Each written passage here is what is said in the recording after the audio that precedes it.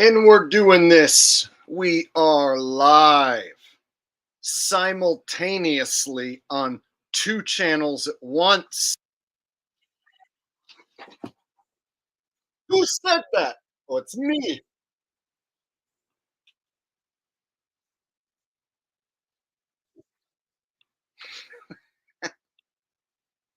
All right. So my watch page is on and popping. That's good.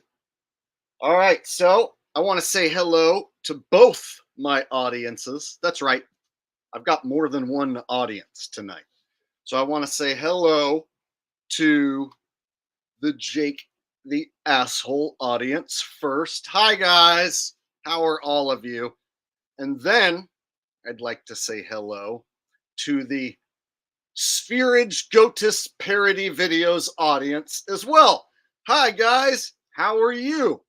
And for those of you watching on one channel that might not be aware of the other channel, it goes like this. I started the Jake the Asshole channel as Flat Earth Asshole back in 2016, and then it morphed into Jake the Asshole.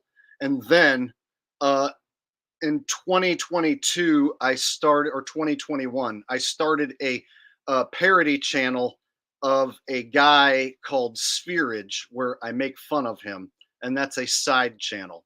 And so, people who are unaware that I have multiple channels, tonight I'm going to unite them all as one as best I can.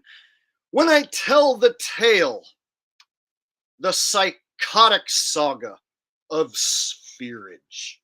Welcome, both audiences. And these are two separate audiences.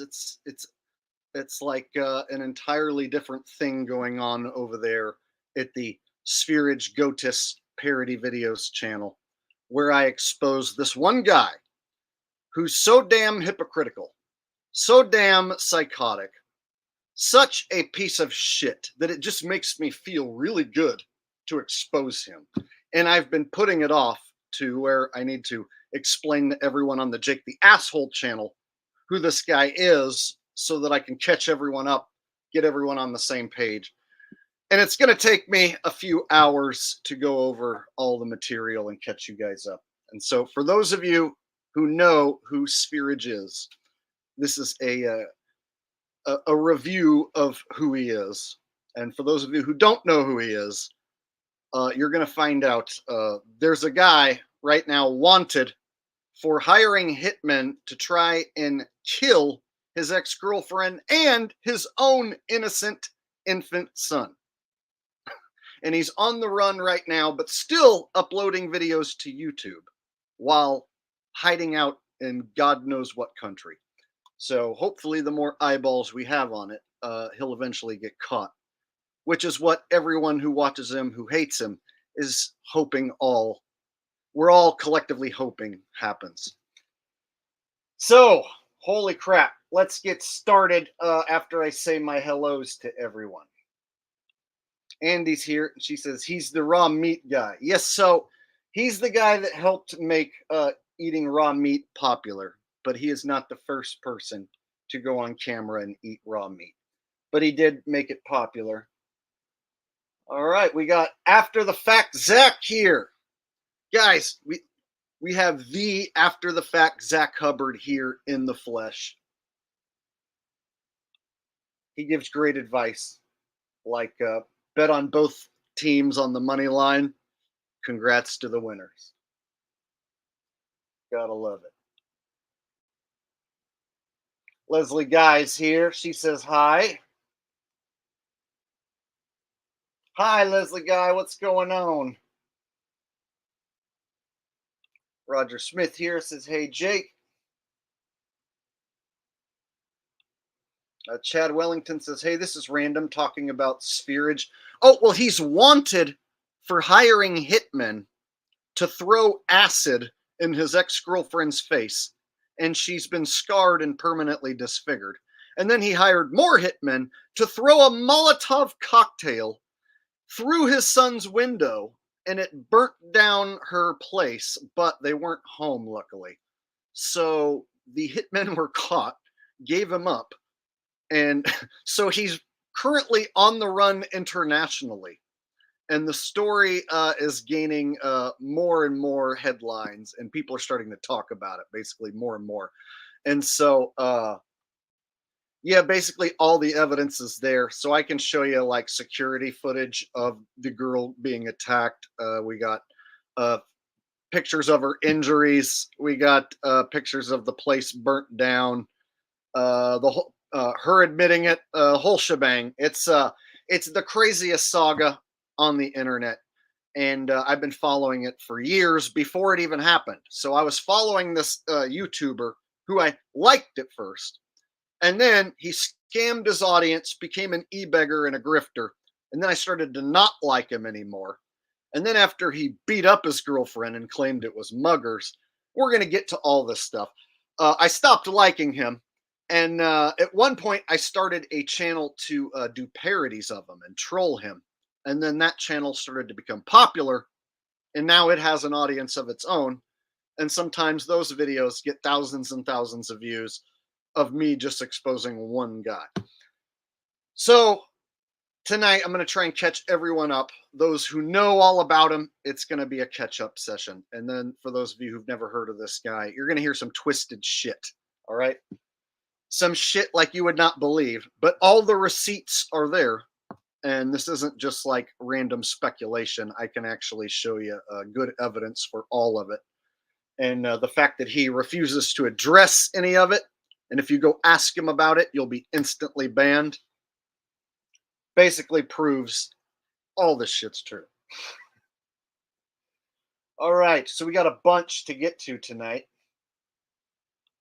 So we're going to strap in and watch a bunch of video tonight. It's going to be a lot of video watching and reacting, and it's going to quickly catch us up without me having to be the one to go over all the details. I found some good documentary video footage, and we'll start there.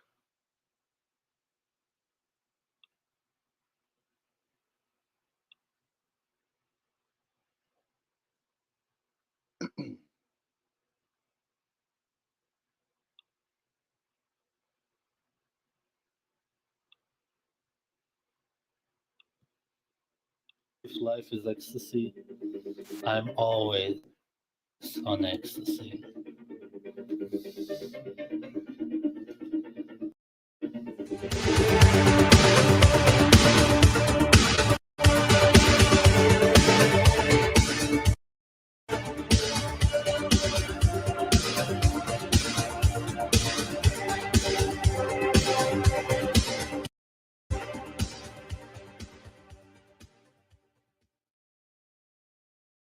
Goatis.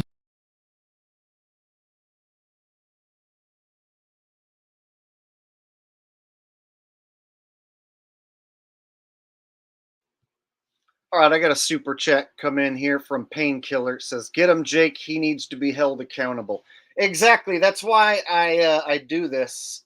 People have asked, like, "Why are you obsessed with this guy that you started a parody channel just for one guy?" It's like, because this one dude's a crazy psycho, and he's uh, been accused of some heinous shit. And now that the evidence has boiled to the top, it makes me feel good to expose him, because that's what I do. I expose liars and scammers anyway.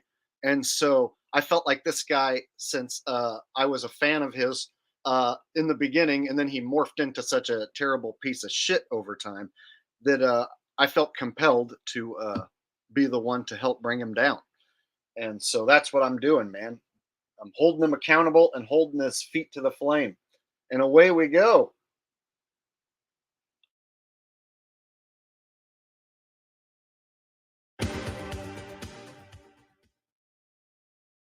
Goatis Logsdins, known by his YouTube alias Sv3rige or Sv3rige, is a man best known for his promotion of eating raw meat and his aggressive criticism of conventional diets and especially veganism. A closer look, however, reveals that his diet is not his only unorthodox conviction, and is only one of many manifestations of his extremely antisocial temperament. Goatis was born in Ventspils, Latvia on November the 27th of 1989. Besides his birth date, Not much is known about his early childhood, as it's rare for him to speak about his past. He was very active on the internet in his teens, however, and what little is known about these years mostly comes from the vestiges of abandoned internet forums and his YouTube channel. In 2006, a 16-year-old Goatis brought 2 knives to high school and stabbed 4 of his classmates. Due to his age, he was kept anonymous in news reports at the time, and for a period it remained only a rumor that Goatis was the student referenced in these articles. In 2019, Metro reporter Joe Roberts got in contact with Parsla Kopmain, the headmistress of Ventspils Gymnasium No. 1, and she confirmed that Goatis was in fact the perpetrator of the 2006 stabbing spree.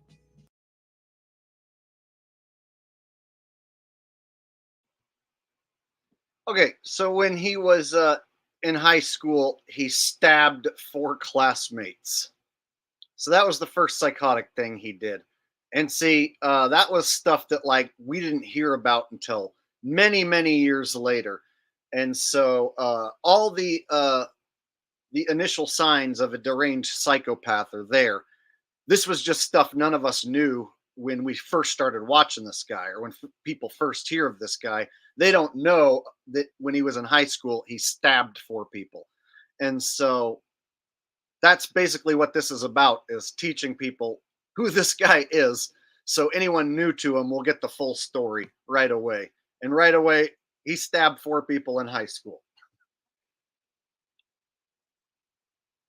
Thank you for the donation, SGD SG De Galvez. I appreciate that. No message, just a donation.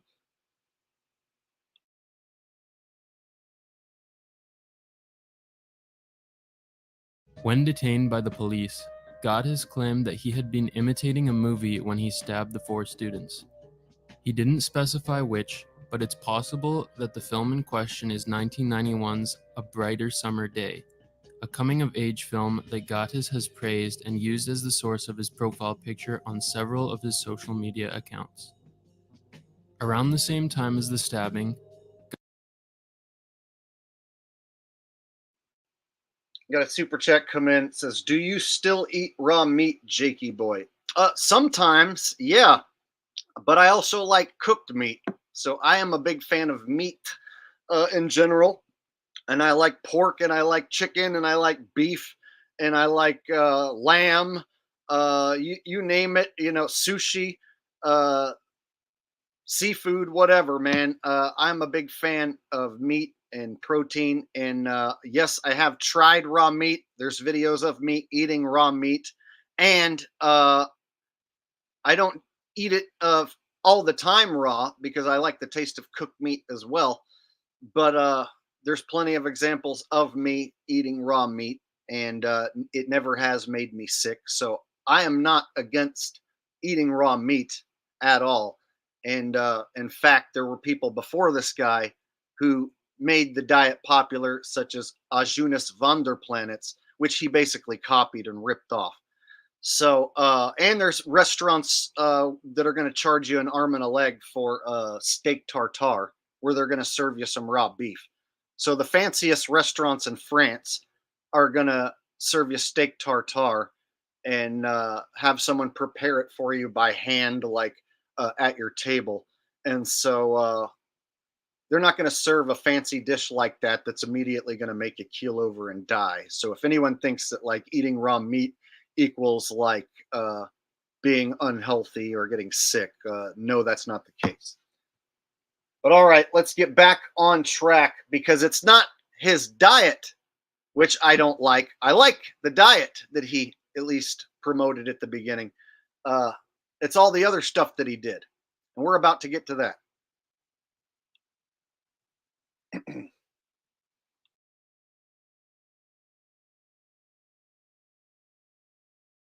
Goatis molested a girl by grabbing her genitals while she slept.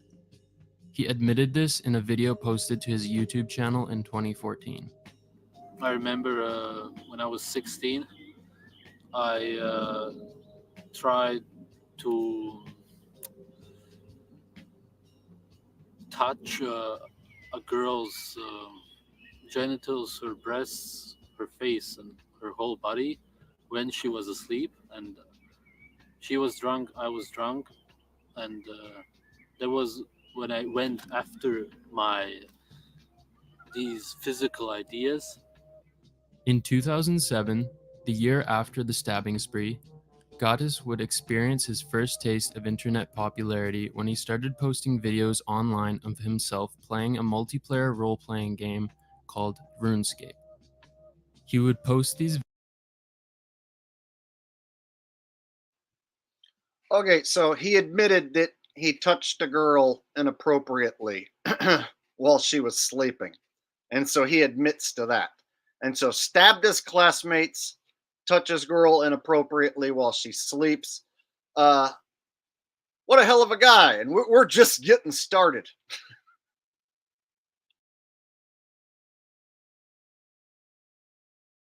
Videos on the RuneScape Classic forums under the name Sv3rige, which were then uploaded to YouTube by another member. Eventually, he started uploading them himself on his own channel, but after his RuneScape account was repeatedly hacked, he decided to stop uploading videos. So these arrest videos I posted on my account, Sv3rige and So Zoned, are the reasons it says that I have so many video views. At this time, he started his own IRC channel, which was an early internet chat room system similar to popular apps like Discord. Due to the nature of IRC, most of the chat logs are no longer available.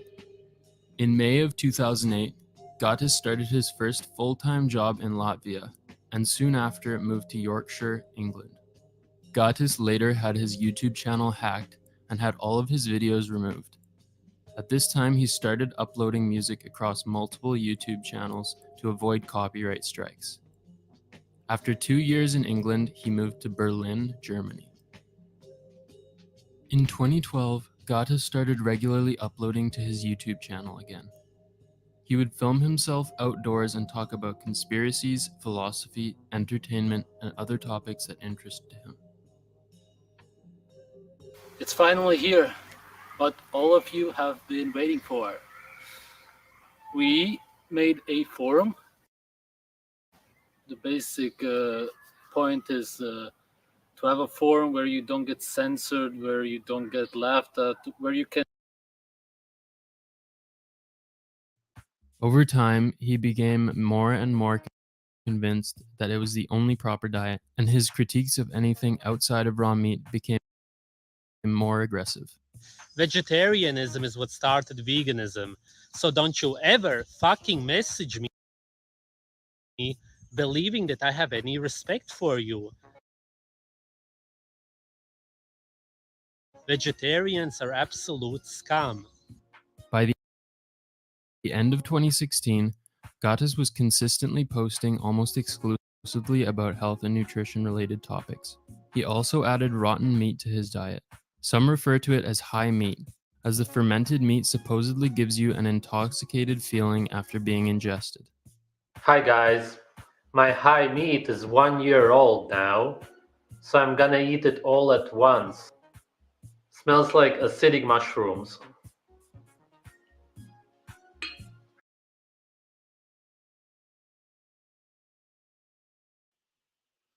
Okay, I have not tried that and I don't want to try that. So I did try eating raw meat, and raw beef is good. Putting meat in a jar and letting it rot like that, dude, I just don't even want to try it. So there's people that talk about how it makes you feel great and it's so wonderful. And I'm just like, no thanks, dude. I'll feel great and wonderful without that. So that's not one that I have tried, and I just don't feel like trying.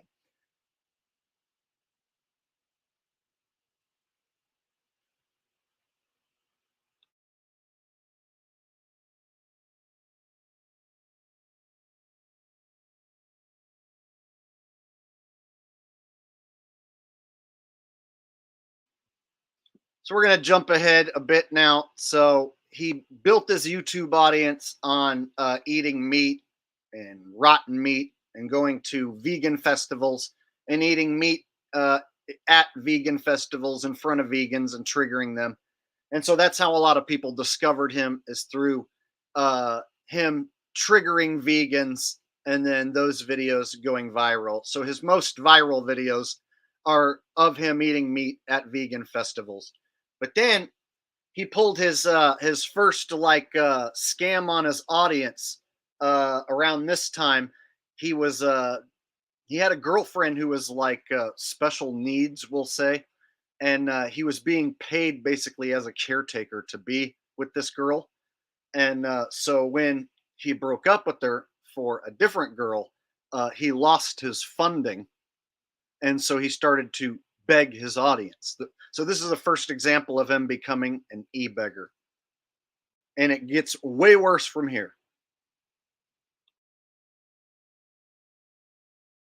Video like this, and I actually can't stand videos like this when people make them, but I'm in a situation where I gotta do it. I pretty much can't afford this diet anymore because I don't get the money anymore because I met somebody else and I chose her over everything else. Only a few months after he had started dating Luna, Goatis posted a now deleted video claiming that Luna had been mugged by immigrants while walking through a forest in Berlin. Luna is in this video with a visible black eye. I'll get. Okay, so he basically begged his audience for money because he broke up with his special needs girlfriend. And the special needs girlfriend had a parent who was rich who would pay him to be the caretaker boyfriend. And so when he broke up with that girl, he lost his funding. So then he immediately begged his audience because he met this girl, Luna, and started going out with her. And so then he started e-begging because he couldn't afford his diet without assistance from his subscribers. And so within a few months, several months of him dating this girl, Luna, here, who you see on the right, he tells this story that muggers beat up Luna and he needs money to fix her face. Put two and two together. What you think happened to Luna's face?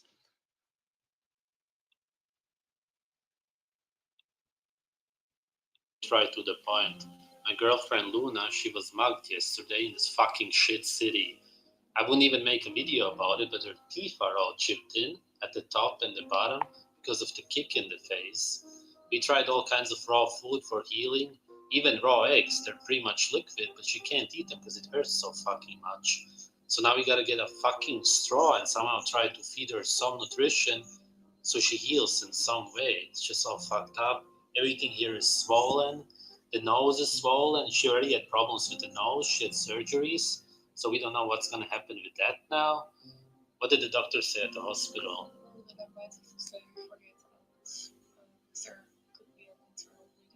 Because you could die. And you couldn't even remember your phone number. Which is also fucked up. We definitely got to go to a dentist now because she can't eat anything. And you know how expensive dentists are in Europe. And with the nose also. I appreciate all the support I get on Patreon, but that money pretty much pays for my food. That's about it. We both don't have a decent income to pay for any of this. So if anybody could support us in any way, even $5 to $10 on my PayPal, for example, that would really help us. Thank you if you decide to support us. He received $5,000 in fan donations, which he says he used towards flying out to Ukraine for a surgery.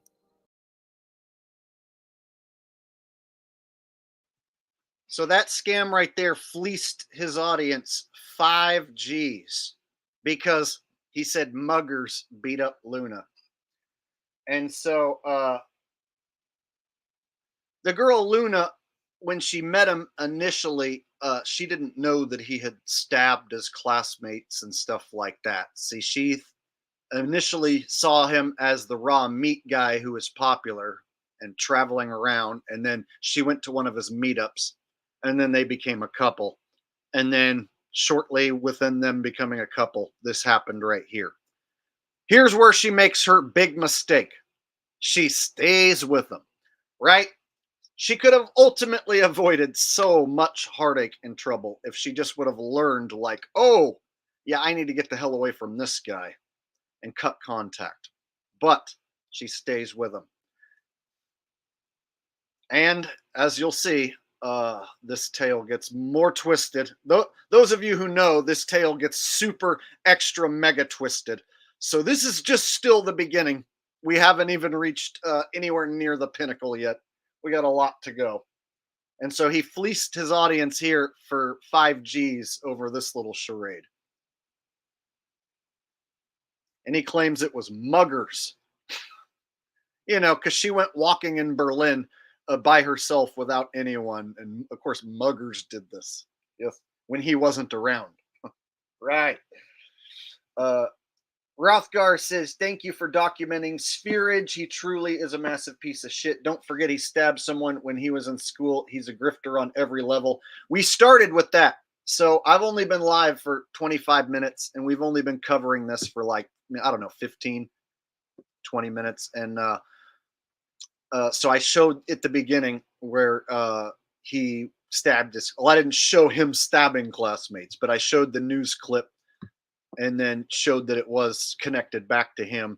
And then I showed the clip that he admitted to inappropriately touching the girl while she slept. So now we have him claiming muggers beat up his girlfriend. And shocker, that's a lie.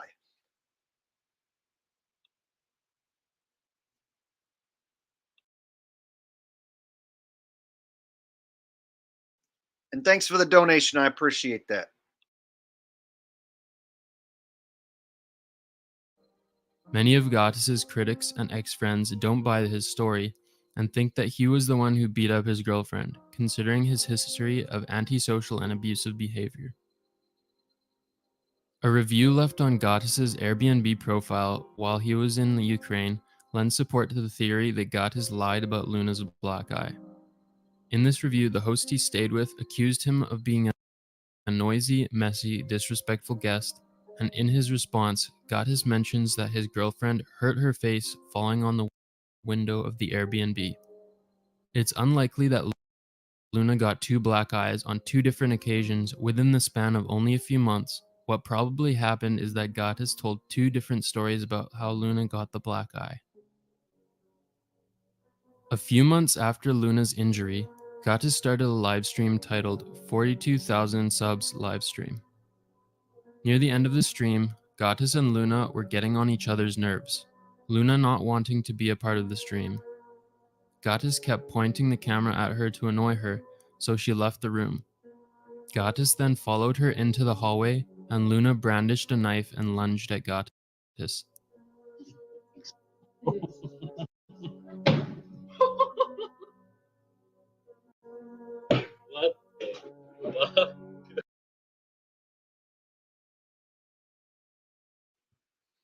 Okay, in case anyone's confused a bit, so the guy on screen his name is Goatis. He has a channel currently which he uploads to called Goatis.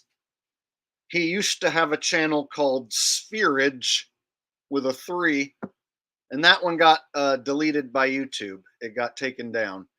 And so he has like 3 names. So people know him as Sv3rige, and most people call him Sv3rige. His actual name is Goatis, Gatis, but his channel name is Goatis, Goatis. So if you can keep any of that straight, he's got 3 names. And the guy talking in the video right now about him made a documentary, basically documenting and telling the story. And so I'm playing that rather than me have to tell you the whole damn story, since he already made the documentary. I'm just going to stop every now and again and re-emphasize or add on or, tell you any detail that he might have missed. Okay, Indigo Heart says, thank you for keeping this wannabe murderer on blast. Yes, see, he hires hitmen. He doesn't do the dirty work himself. But he's tried. As we'll find out, he does try.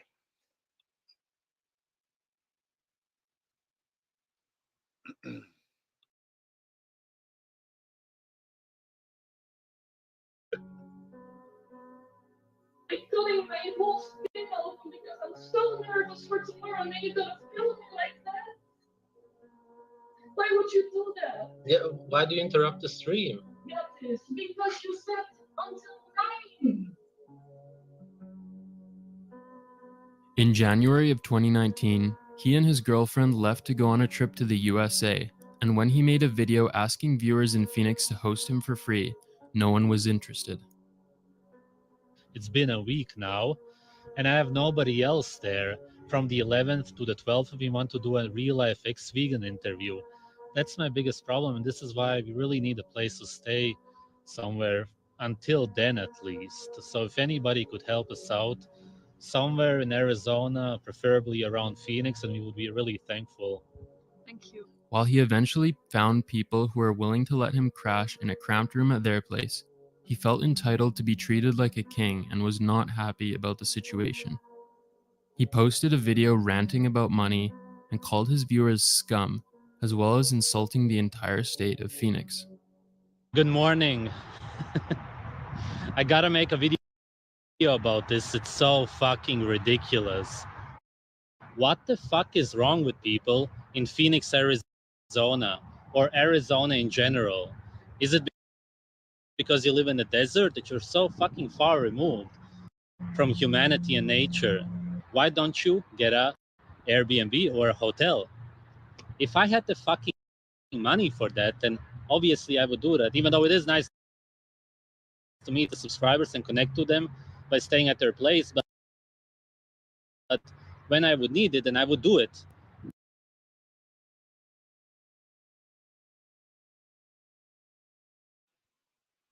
What the fucking fuck? If I want to come to Phoenix, then I expect you to drop everything that you are doing and to let me have a place to stay. Whenever I travel internationally, I make sure to not have enough money to have a place to stay. And I expect all of my mentally ill slave scribers to, of course, let me sleep on the floor with my girlfriend as well, Luna. And if you do not let us sleep on your floor, then you are a stupid piece of shit and a fucking mentally ill scumbag slave, and I don't want to fucking meet you. That's basically his attitude in this video.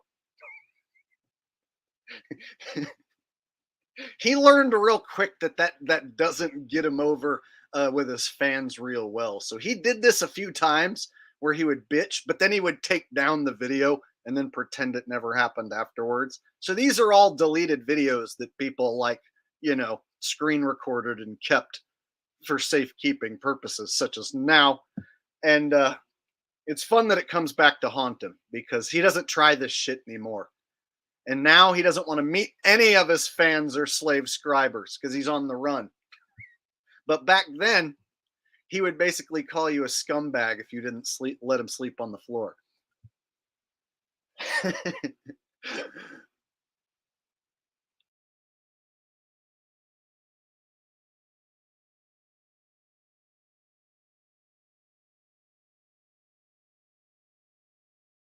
So how the fuck should I pay hundreds of dollars to stay at some place? That doesn't work. What the fuck do you not understand? Fuck. But that's not even the worst thing. Then there were people who said, do a subscriber meetup still. Are you gonna do a meetup? More people said that. Why the fuck would I do a meetup and look into your egotistical fucking scum eyes and actually meet you? You let us down. I would never do it. I would never want to meet you ever. Fuck Phoenix and everybody who fucking lives there. Fucking people there. Fuck. And there's no excuse for this. I've stayed in a place that was pretty much as big as these two squares there. That's it. Literally, I'm not joking. In San Francisco, that's kind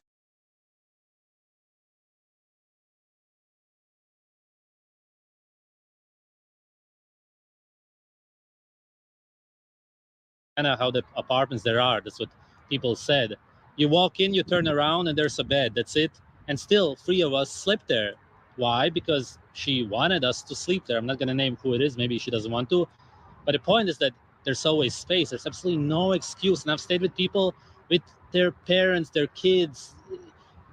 there's always a possibility. So obviously the people in Phoenix are totally fucked up. You're fucking scum. Of course, I'm never gonna do a fucking meetup with you. Fuck. Fuck this fucking shit. Thanks for watching. Goatis returned to Europe only to be arrested shortly afterwards. This was during one of his vegan protest publicity stunts. Goatis showed up at the Soho vegan market in London and began eating a raw squirrel while wearing a dead bird as a necklace. The camera. No, let's go.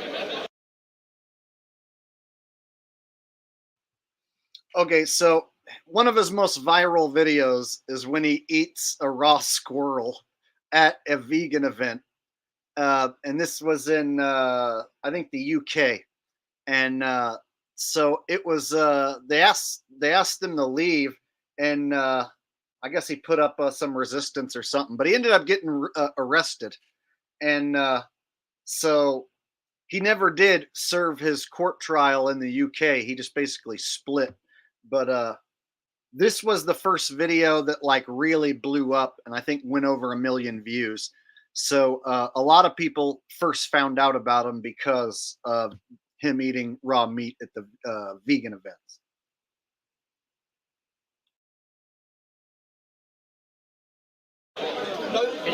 So here they are, showing once again this is not a free comment until you've spoken to the officer. This is a dictatorship. Goatis was ordered to pay £700 in fines and court fees, but he didn't show up to court and left the country. This happened just weeks after a previous protest in Manchester where he had paint dumped on him by a vegan. Get it from there, yeah. Oh, fucking hell.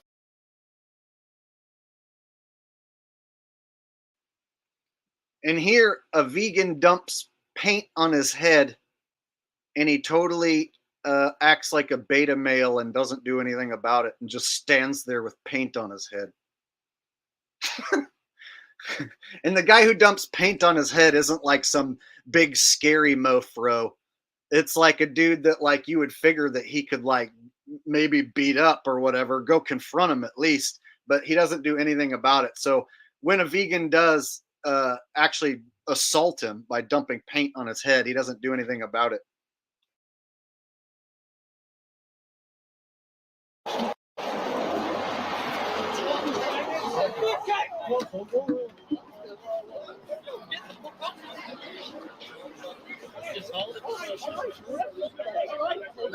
Citizens arrest.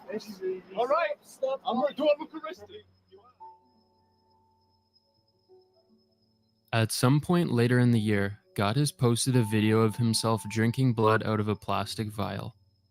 Got a package from Sweden. What could it be? I wonder. Whoa! The color is nice. The elixir of life.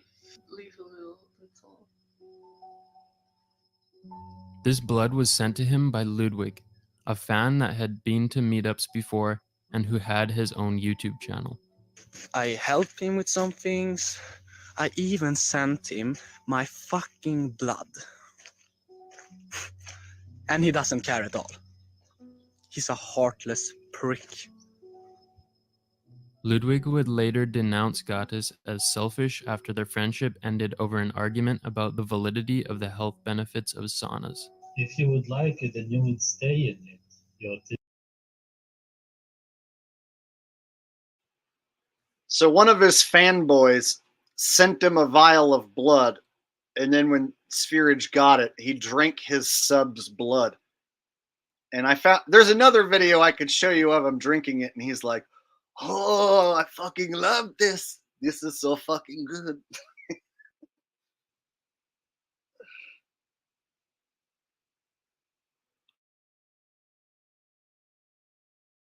This motherfucker.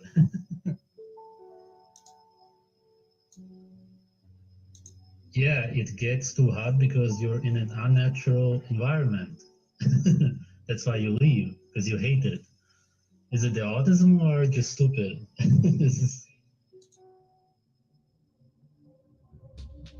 At the end of the year, Goatis and Luna had a baby together. When his son was born, in classic Goatis style, he refused to sign the paternity documents so that Luna could collect welfare money intended for single mothers.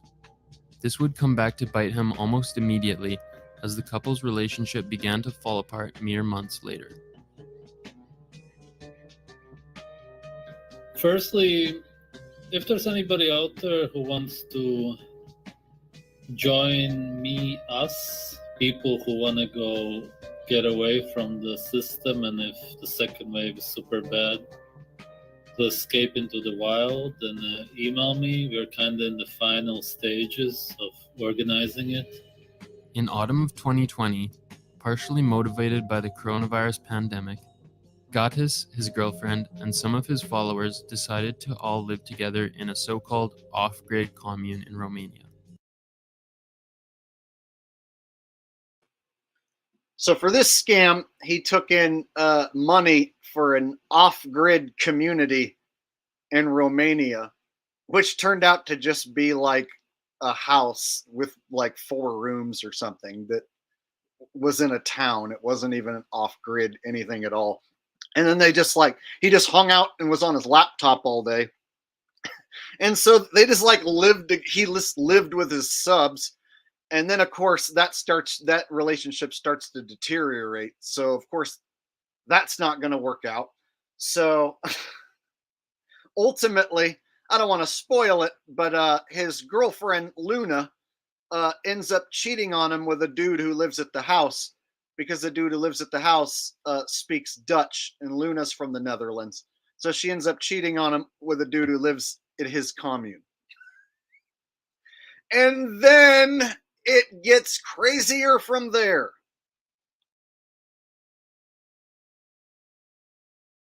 Goatis and his friends got an Airbnb where the rent was being split between the people living there. The group quickly fell apart and everyone left. YouTuber Frank Tufano got in contact with one of the members of the off-grid group to listen to what happened from his perspective, and tells the story in a video posted to his YouTube channel. And I was actually able to get a hold of him and talk about his trip over there, for about an hour, but he preferred not to be recorded in the video himself, so I'll be translating that conversation. So the story starts with Sv3rige reaching out to Yamastili and asking him to stay at his place in Germany. Yamastili asked Sv3rige if Luna was coming, and she wasn't, which was a red flag. Seemed odd considering they had just had a child together and were both living in the Netherlands together. After getting to know Sv3rige a bit more, Yamastili decided that Sv3rige was a really weird guy. And from the get-go, Sv3rige was telling Yamastili things like Luna threatened him with a knife 3 weeks into their relationship, all sorts of really personal, crazy stuff. 3 days after Sv3rige came, Luna showed up with their baby, and Yamastili decided to go with Romania with them because, of what was going on in the world. They arrive in their Airbnb in Romania. Sv3rige, Luna, Yamastili, as well as several others who had yet to arrive, agreed to split that monthly rent of around 900 euros. On the very first night, Yamastili wakes up to loud screaming, banging, and Luna had locked Sv3rige in a room and tells Yamastili not to let Sv3rige out because he would hit her. Yamastili opened the door, and then Luna and Sv3rige apparently screamed at each other for the rest of the night, leading to Luna crying. Now, Yamastili happened to speak Dutch, which was Luna's primary language, and Sv3rige doesn't actually speak Dutch, so Luna started hanging out with Yamastili. And being by themselves in the house, with the relationship friction, Luna started messaging Yamastili on her phone, kind of like warming up to him, even complimenting him. Luna kept going over to the guest house to hang out with Yamastili and chat with him every single day. So after a few days of this, the rest of the off-grid group shows up. 5 more people, including a young child, join the house to make it 8. So about 2 weeks into the trip, Luna was hanging out with Yamastili every day, even wanted to go on walks with him late at night around 11 p.m.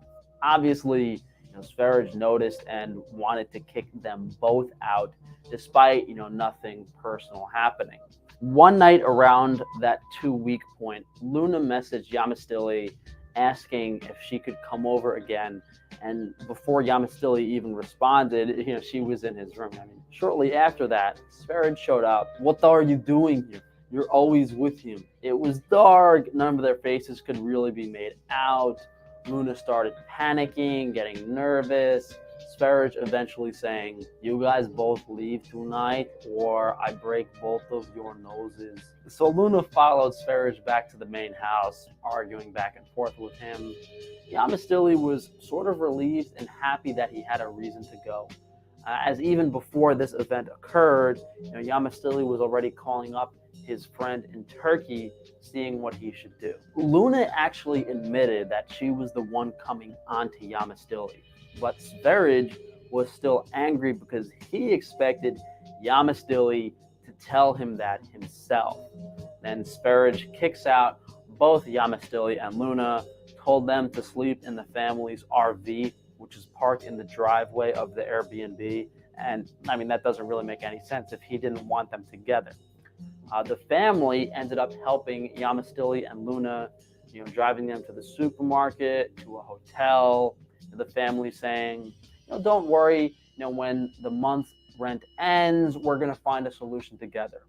Sv3rige then got mad at the family because of the family helping Yamastili and Luna, allegedly threatening the family with a knife and making them leave. "Pack your stuff." As expected, the family ends up leaving as well, but they had a hard time getting their money back from Sv3rige. I know it's a long story, but basically, Sv3rige, his off-grid commune blew up in his face, and it did not go as he expected at all. And so basically, Frankie just told the story. And this is Frank Tufano. I don't care for this guy. I don't really watch his channel, but he's another character that Sv3rige has battled with in the past. So he's the one retelling this story secondhand. But this has been confirmed through other sources. And so that's basically what did happen. Luna hooked up with this other dude, Yamastili, and then Sv3rige kicks both of them out of the commune. And then when the family tried to help Luna and Yamastili, then he gets mad at them. So then the commune went to shit.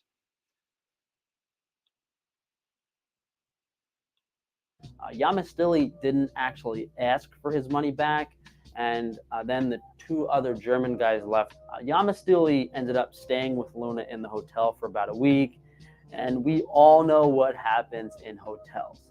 She was actually planning on going to Turkey with Yamastili, but Sv3rige lured her back in, by threatening he was going to kill himself, and just typical narcissistic behavior.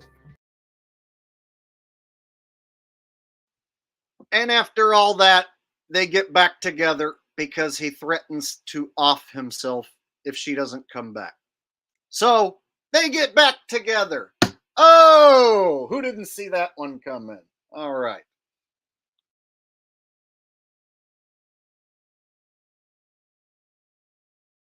The dark web and make money from it. If you don't believe me, he also said this to another guy. I could confirm. So this was actually an idea, and he said how he would make money, and he made money in very messed up ways already. So obviously, after the rejection, he got really mad. We didn't get into a physical fight, but obviously there was a lot of tension. The family, oh yeah, they were very loud. So I had made this video, I was trying to edit it, and for 2 hours they were incredibly loud. So I go to them, they got mad at me, especially this one guy got really mad at me for telling them that they are too loud and I can't edit. I had to tell them. And then Jerome, the Dutch guy, said, and this is literally what he said, "She's the devil." I just didn't understand what he's really talking about, but I was also kind of blinded by the feelings. I was like 4 or 5 days into the meeting. He saw something in her. And I didn't talk about this because, well, for whatever reason, there was just no reason for me to stop it. And besides everything that she did to me for over 2 years, all the abuse. And I have proof of that as well, by the way, but I hope it's not. A major complaint of his was that Luna was making money off of her Patreon. Goatis likely saw this as taking eggs out of his basket, as her patrons were deciding to donate to her rather than him. He threatened that if people chose to donate to her, he would delete his YouTube channels. Luna then posted a recording on her Patreon account explaining the situation. Hello everyone, I'm very sad to make this post, but I don't know how else to do it. But the problem is, Goatis is really not happy with me having a Patreon. Many people have said that they would want to watch me if I had a channel, or that they just genuinely want to help out with me and baby, considering Goatis doesn't support us. I could tell you way more about that too, but I'm not going to. Point being is, he has threatened me and the baby if I keep it up, and I have proof of that as well, by the way, but I hope it's not necessary. I don't know what I'm hoping for here, but I also don't know why he cares. He already has a new girlfriend. Not even girlfriend, but a fiance. He's planning to marry someone already. And I can't be blackmailed anymore. And so if I do delete this Patreon, then you guys know why. I hope it's... I don't know. Like, I don't know what to do, if I should or should not. Like, in a way, like, I don't even know if it's worth it being threatened and living in fear because of this. But on the other hand, like...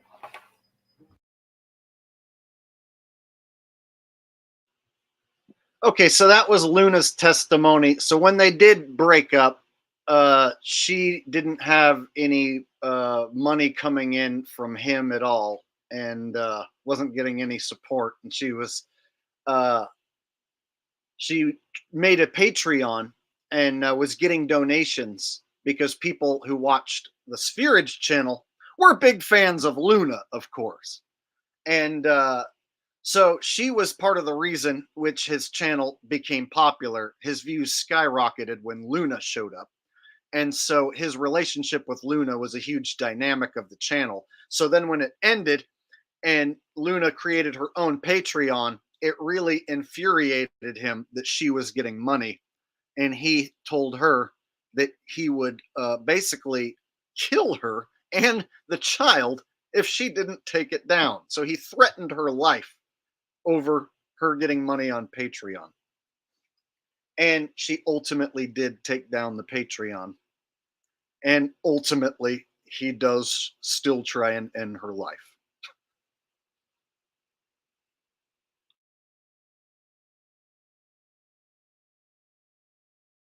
Like, you guys, I'm really, really thankful you're here to support me and my baby, and it really helps. Like, it really does. And for the first time, I felt like I'm doing something for myself. Yeah, and I also look forward to... So there's no confusion. He dated before Luna a girl who was like special needs. And so when he left that girl, he wasn't getting any money for being her caretaker boyfriend, basically, from the rich parent. And he left that girl for Luna. And so that's when the e-begging began, is when he started his relationship with Luna. Luna, actually, in my opinion, she's a sweet girl and she's cute. She just had really bad judgment and picked a bad dude. And then when he had really terrible behavior with her, she didn't learn her lesson and cut the relationship off. She continued with him. And then it got to this twisted point where then there was a child involved, and then he's making death threats. And so this is when shit starts to get really twisted. And so did she make mistakes? Sure. But I don't like to pin, too much blame on the person who's a victim in this situation.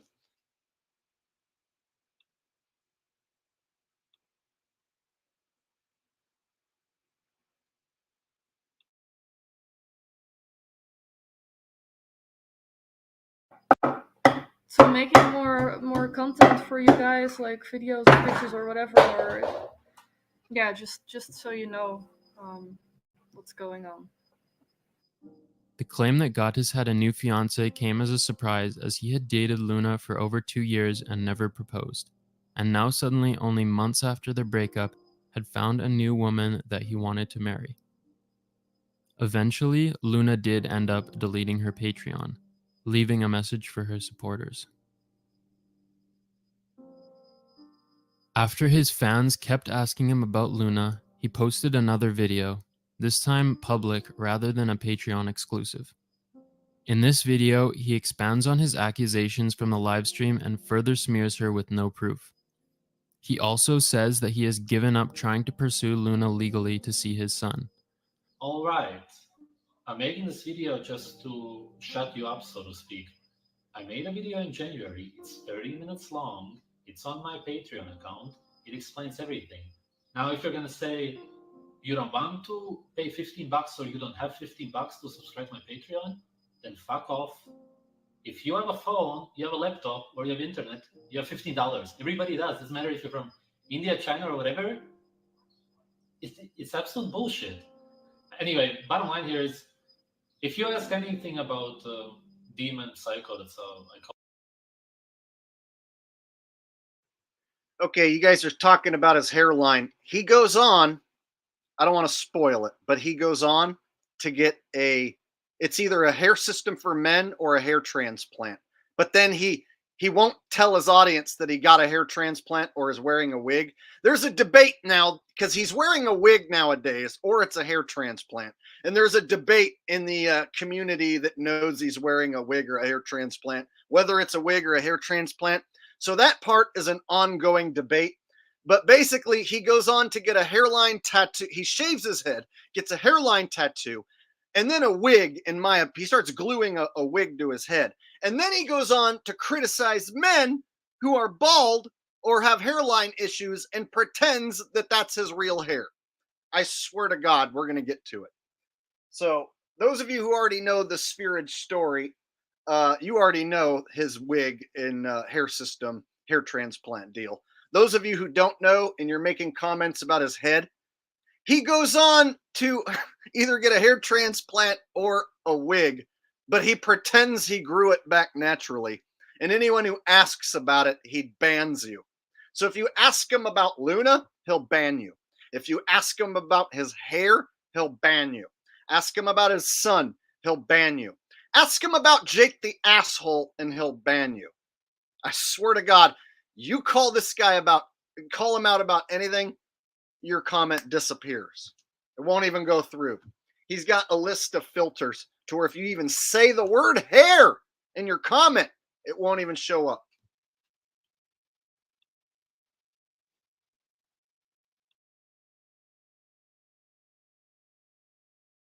her nowadays. Or about my son and my live streams, you're getting blocked right away. Also, I'm telling this to all my moderators. Any questions about her or him, block right away from now on. This is like a warning video, basically. Okay, this is it. The topic is just completely done on my channel. Well, I timed that perfectly because he just admitted that he bans you automatically if you ask a question about Luna. So you're not allowed to even ask a question. Yeah, ask about any of these things and it's banned. So he only lets his mentally ill subscribers comment as long as their comment doesn't make him feel uncomfortable at all and is just talking about his video where he's criticizing other men. So he makes videos now where he criticizes other men's looks. He does. And so any comment that's not about him or promoting him gets banned immediately.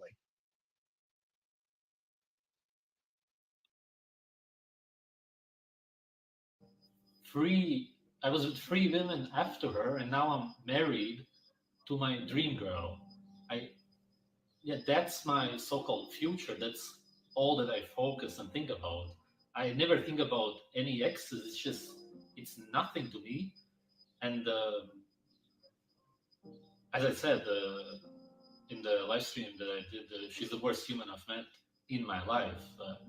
Okay, so and you know, I was getting after I made a video about her, she got incredibly mad, like incredibly pissed off that people, you know, basically found out what she did, so to speak.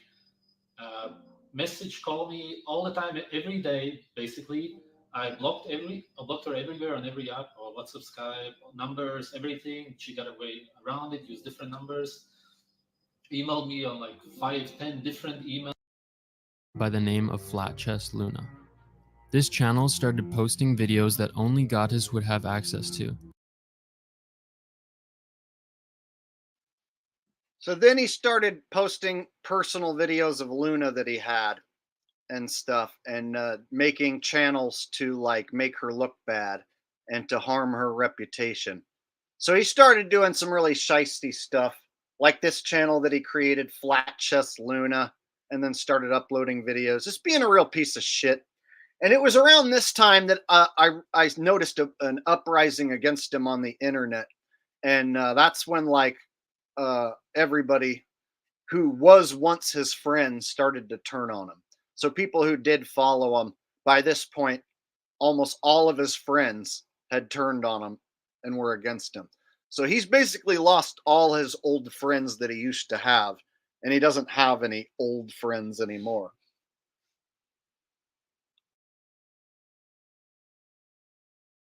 Including a video of him filming Luna as she pulls up her skirt to reveal her underwear, and a video showing Luna's parents with their full names in the title of the video.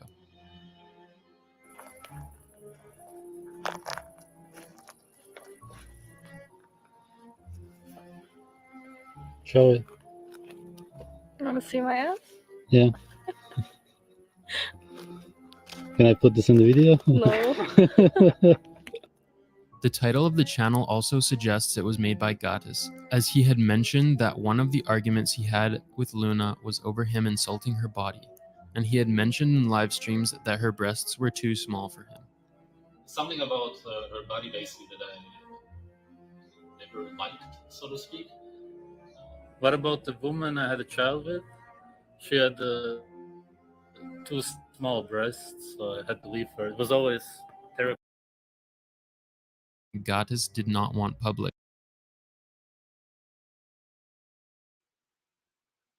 Okay, so the very next chick that he dates, are you guys ready for this? A black chick. All right.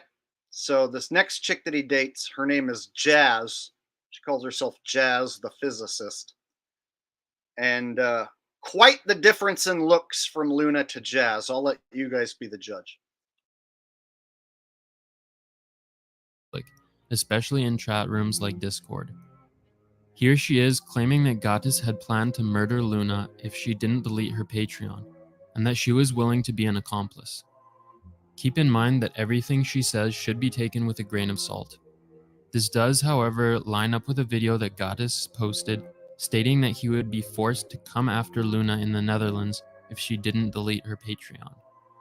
When I made the long post about Luna and everything, I found out a day or two after that she actually didn't delete her Patreon, but only renamed it. So then I was thinking she's just not going to let it go, because I thought that I really got to go to the Netherlands, especially after finding that out. And then all of a sudden, one day, the Patreon is deleted.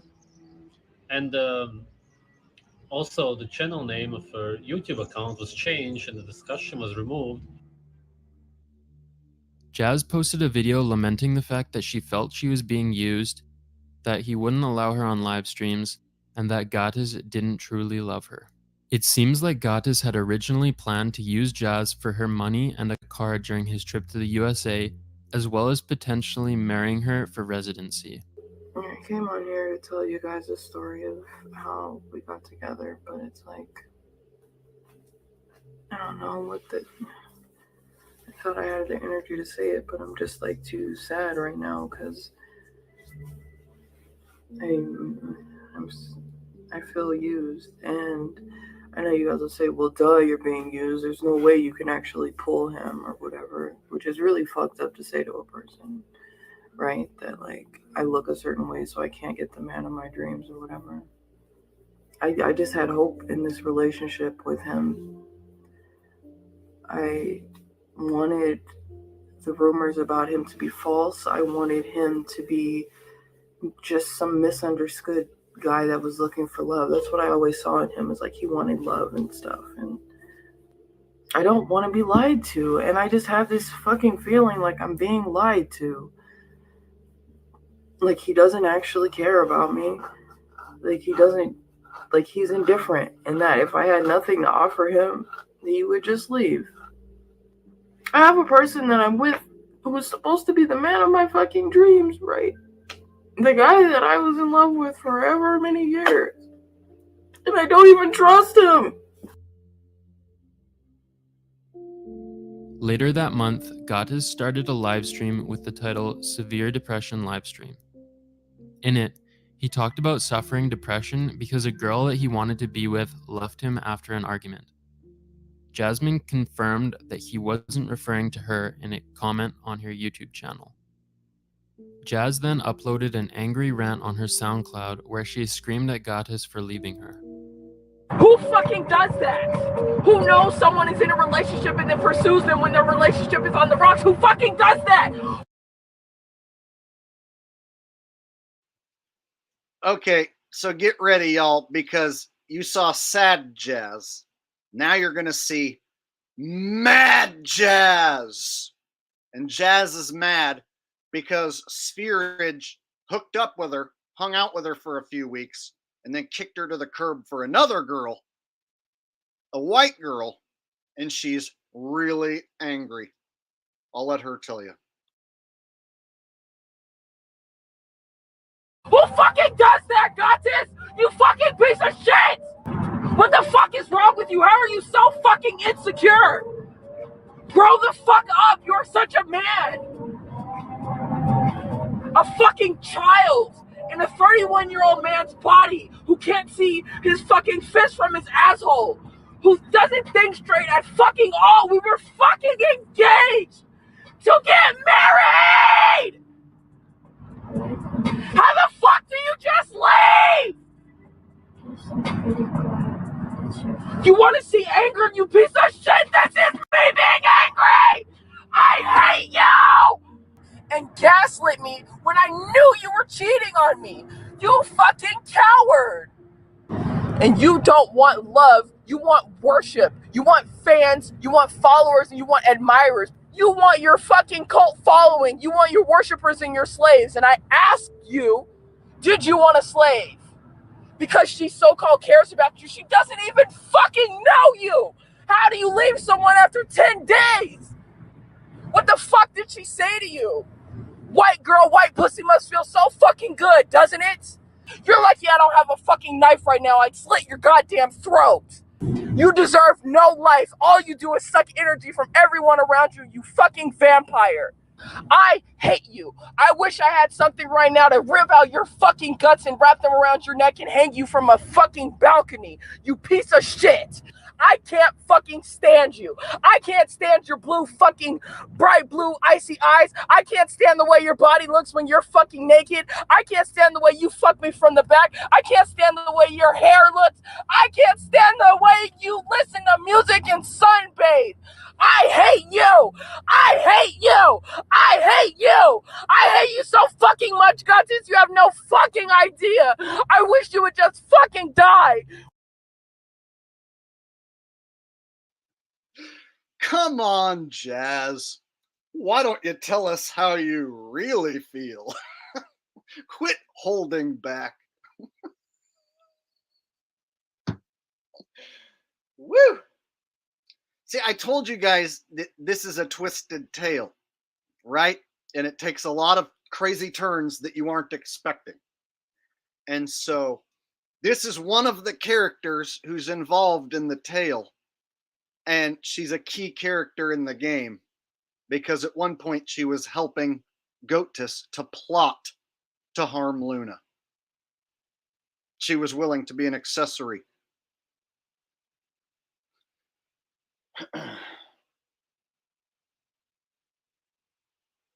What do you guys think of this, huh?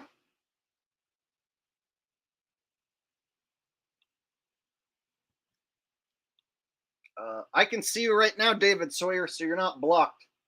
Now, I only bounced one guy personally because he kept like dogging on Luna the whole time and like acting like this whole thing is just stupid. So if you think the whole thing is stupid and you don't care about any of this, then you don't need to be here, you know?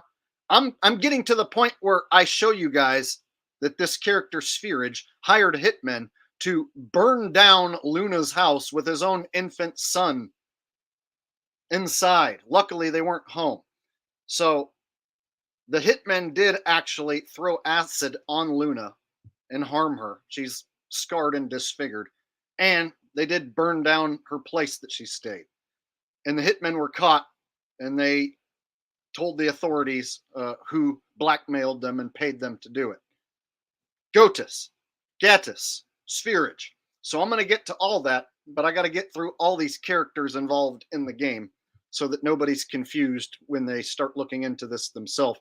They'll know all of these details pretty much to where they'll understand this story, because it's one hell of a twisted tale. It's like a real reality TV show, except it's like playing out on the internet for real. Like, you can't fake what she just did. That was some legitimate feelings right there. Like, you could tell her heart hurt. That's not acting, man. That was the real deal.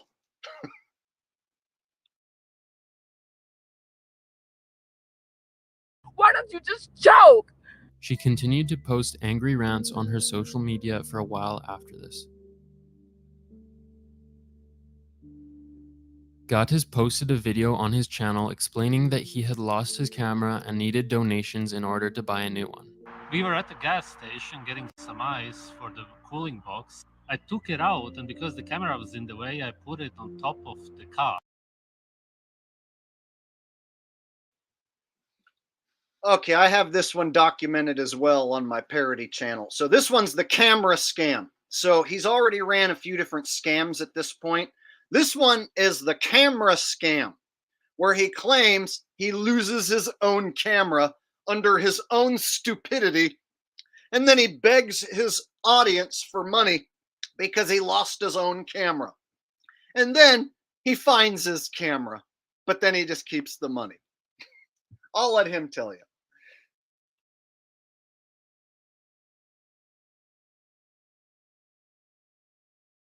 Goatis posted a video on his channel explaining that he had lost his camera and needed donations in order to buy a new one.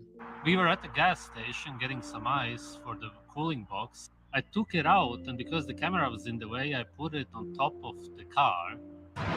We went on the road, and of course, around 5-10 minutes in, I realized that I never took the camera from the roof of the car. We asked for the footage at the gas station. Nobody knew anything. I recalled, of course, right away when I realized what happened. It was a camera worth over $3,000. This is why I want to ask you guys for support. If you ever wanted to support me in any way at all, this is it. There was no other moment ever. This is literally it, because what I make my videos with is just gone. And it's just amazingly sad and messed up that this could happen. If you guys could chip in $20 to $50 each, I'm gonna link my PayPal account and Patreon also, and put under it exactly how much I have gotten. I will update it every 30 to 60 minutes. After receiving $4,000 in donations, he posted a video explaining that his camera had been found by the police, but it was unfortunately broken. So he racked up $4,000 for a new camera because he told a story that he put his camera on top of a car and then they drove away and then he lost it. And then I've seen the video. It's not broken. He had a broken lens in his hand, but the camera was fine. So I've seen the video, and I have the video on my parody channel where he pretends to find it and he pretends to be happy. And it's just the lens that's broken, not the camera. So he basically got 4 G's, never returned any of the money. And he got away with doing this type of shit over and over and over again. I mean, you know, until guys like me started calling him out for it. And then people started to finally pick up on the scam. But he would routinely just pull these scams and it would work like a charm. His audience is rather gullible.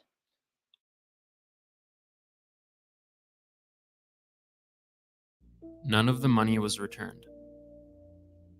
In June of 2021, Goatis posted a video introducing his new wife, Catherine, to his audience. He stated that they got married because COVID made it difficult for them to travel together, with her being Canadian. After meeting him, she dropped out of university in order to tag along with the nomadic grifter. Okay, enter scene, a new character. So he ditches Jazz, the black girl, after a couple weeks for this girl, Catherine, who is like a 19, 20-year-old girl from Canada. And she saw him online with Luna, was jealous that he was going from country to country and living this lavish lifestyle, or so she thought, that she was so jealous of him and Luna's relationship that she wanted to be that girl. So she emailed him and got him to fly her out, and they met up and were married within like a few days. So they got married like almost instantly. Who does that? Who the hell sees a guy like this on YouTube and is like, oh yeah, that's the guy I want to be with. I'm going to go get married to him. It still blows my damn mind.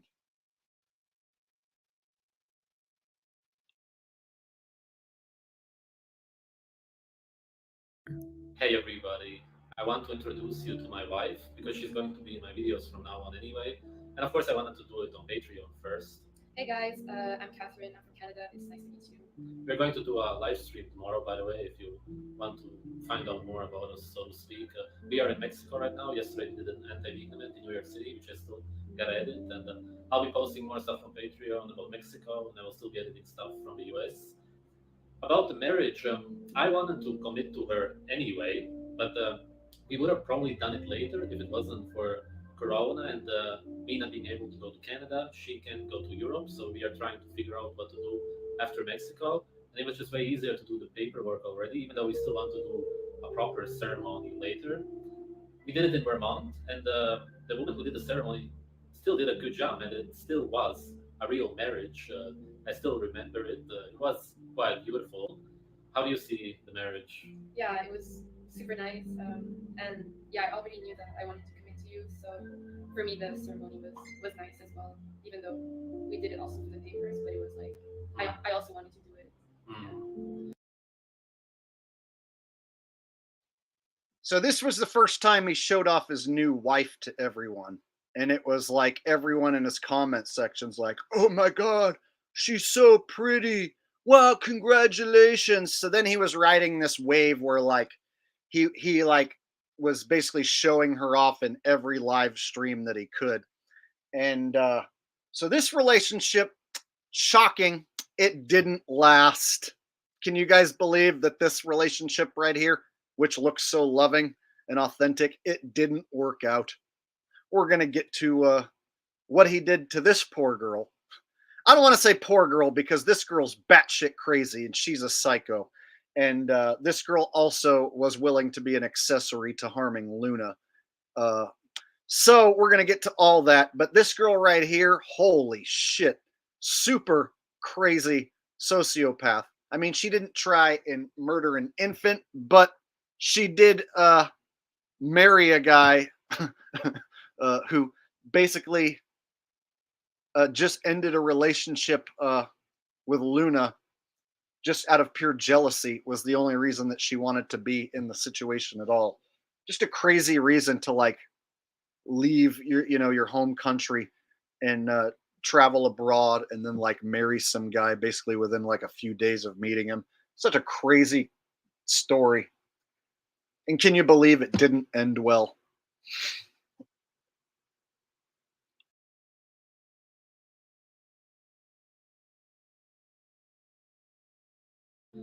Yeah, okay. Thanks for all the support, everybody. In August, Jazz posted screenshots from her conversations with Goatis and included discussing getting married for a green card and strategies to extract as much money as possible from his fans. Goatis also posted 2 videos of Luna freaking out at security guards in public, this time on his main channel. Keep in mind this is half a year after breaking up with her and he's still trying to cancel her. In the following month, when he claimed to be staying in Canada, Goatis was actually staying in the Netherlands, in the same city that Luna lives in. Everything kind of reminds me of my so-called past. Everything is just the same in Europe, which is why we decided to go to Canada after all. All right, so in this video, they're in the Netherlands, but they're pretending to be in Canada. And they're in the Netherlands because he's planning on attacking Luna. So in the first planned attack, he goes to the Netherlands and plans to hang out around her house until she shows up or comes outside. And he plans to just beat her with a club. So him and some of his slave scribers originally planned to beat Luna to death with a club. And so here they're pretending to be somewhere where they're not.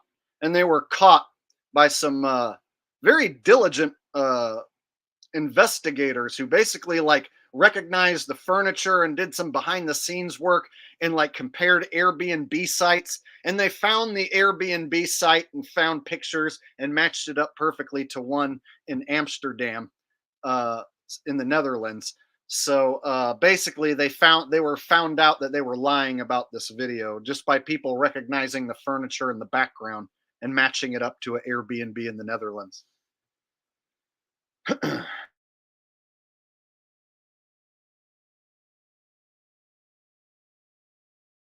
Which is where we arrived yesterday. What do you think about it? Yeah, I'm super happy to be in Canada because it's my home. Looking at a video he posted while he claimed to be in Canada, it can be determined through Airbnb reviews left on his profile that this room is actually a room in the Netherlands.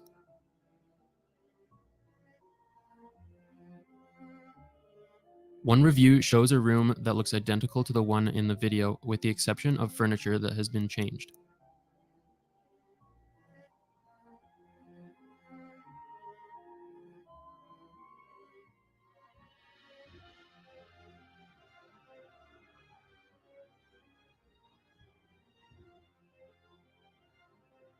The biggest giveaways that this is the same place are the identical dresser, the window, the trees, and the molding on the corner of the wall. The fact that he was pretending to be in Canada while he was actually in Luna's city set off major alarm bells, since he had already expressed a hatred towards her, as he would have no reason to lie about his whereabouts if he was simply there to see his son. To this day, it's still unclear what went on during his time in the Netherlands. Shortly after all of this information was uncovered, Goatis privated his Airbnb account, but not before his plentiful negative reviews were archived. Around this time, Goatis posted a video titled "Please Help Me See My Son." This video consisted of him once again complaining about Luna's abuse, and once again begging for money. All right, I forget the number, what number scam we're on, but here comes the next e-begging scam. He claims in this video he's so depressed that he can't see his son. He needs money to fight a legal battle against Luna in order to get custody of his son. So the son that he left, refused to sign as the father, doesn't pay any support for, threatened to kill Luna and the kid if she didn't take down the Patreon. Now he's going to claim he needs money to see his son and gain custody of his son. And it's going to be a very expensive legal battle. So now he's going to scam his audience for money to enter a legal battle, a custody battle with Luna for custody rights over his son. At least that's his claim. Above the Surge Fitness says, what is this about? I'm exposing a bad guy.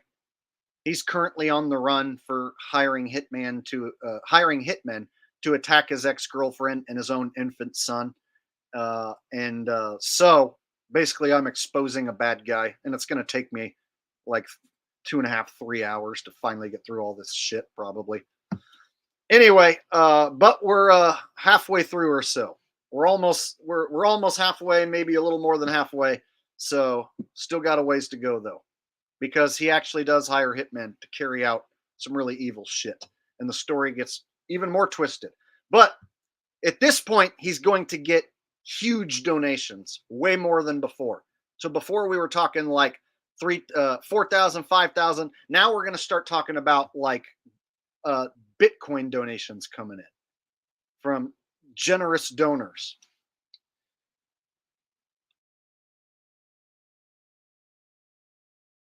I realized that I went through torture basically like in the Saw movies, the demon over the 2 years. I tried to move on from it and, so to speak, start a new life. There is no moving on from it. It's always in the back of my head, which is why what I'm going to do is go to Germany. I already contacted a law firm in Den Haag in the Netherlands, and yeah, they will help me to, yeah, if I can raise the money for it, which is essentially really the main purpose of this video, to try to get me signed up as the parent and then have the rights by the government that I naturally deserve anyway be given to me. So yeah, she did say that it will cost me around 3,000 to 5,000 euros at least, because they charge. The Netherlands is a very expensive country, and courts and lawyers, everything. I'm gonna link PayPal and also my Patreon account, but mostly the PayPal, that's the purpose, and post exactly how much I get from it, from donations, to be able to see my child, which I naturally should anyway, but It's strange that he felt the need to beg for money after he had already stated in the past that he didn't consider his son to be his and that he had given up on trying to see him. He was also already in Europe, so his claim that he needed money for the flight was a lie. After only a few hours, he received a Bitcoin donation worth approximately $7,000 at the time. He immediately withdrew the Bitcoin donation, but did not update the running donation total in the description of the video to acknowledge it until several hours later. The next week, yeah, and this guy doesn't include, but he ends up getting an entire Bitcoin donated to him on one occasion, and then on another occasion, he begs again and gets another Bitcoin. So somebody out there who has a bunch of Bitcoins gives this dude 2 full Bitcoins. So he's got some really sick, generous admirers out there who all he has to do is just give him some story. Like, I want to see my son. I need money in order to see my son. And they'll just send him an entire Bitcoin. Like, who the hell does that?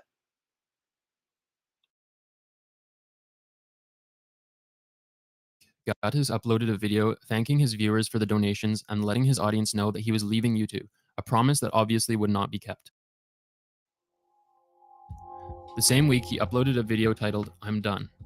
In it, Goatis whines like an emo teenager and explains that Kat has dumped him.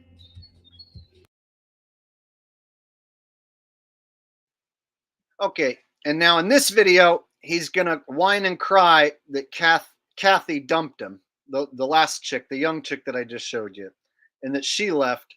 And now he's gonna whine and cry and basically, in a roundabout way, say that he's gonna off himself.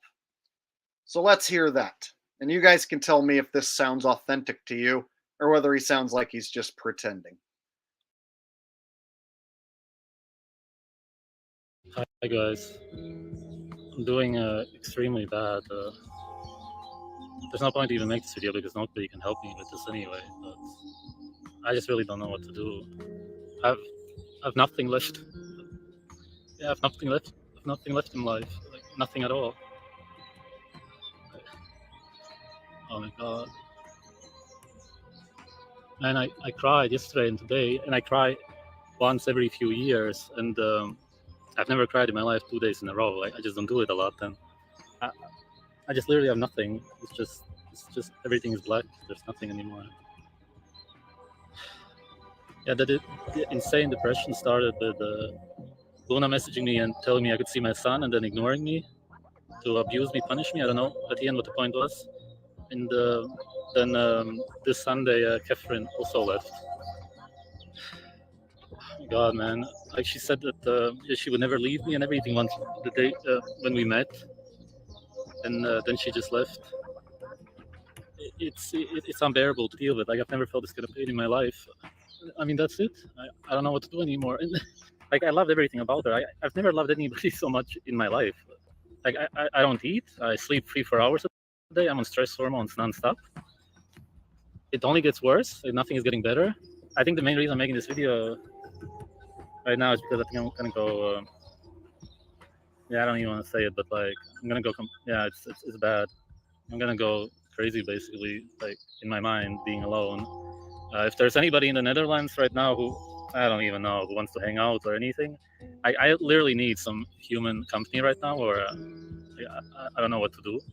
I don't know why. Maybe I was so weak that I think she was keeping me alive. That's why I fell in love with her so much. Besides,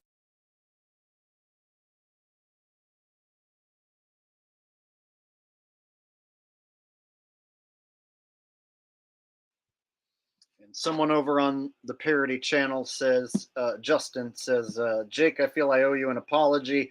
I respect you for all you've done since your first videos. Apparently, said X making you think I'm a troll, shill, rude, etc. Well, I showed a video clip of how Vegan Gains was talking about how Goatis hired hitmen to throw a Molotov cocktail in his infant son's window. And the point of the video was that Vegan Gains is talking about it, and Goatis isn't saying anything to Vegan Gains. He's letting his enemy, his nemesis, tell that story and get away with it. And you kept talking about how gross Vegan Gains is, and oh my God, please don't talk about Vegan Gains. And it's like, dude, the video isn't about Vegan Gains. It's the fact that Vegan Gains is calling him out for hiring hitmen who threw a Molotov cocktail through his son's window in order to kill his own son. And the fact that he's not going to call out Vegan Gains for telling a fictitious story, he's just going to ignore it. It must be because the story's true. You see, so I want Goatis's mentally ill slave scribers to see the clip of Vegan Gains talking about how he hired hitmen and him doing nothing about it. Understand? It's not because I'm a Vegan Gains fan. So I accept your apology, but you did kind of come at me sideways, like I forced you to watch Vegan Gains crap or promoted him or something.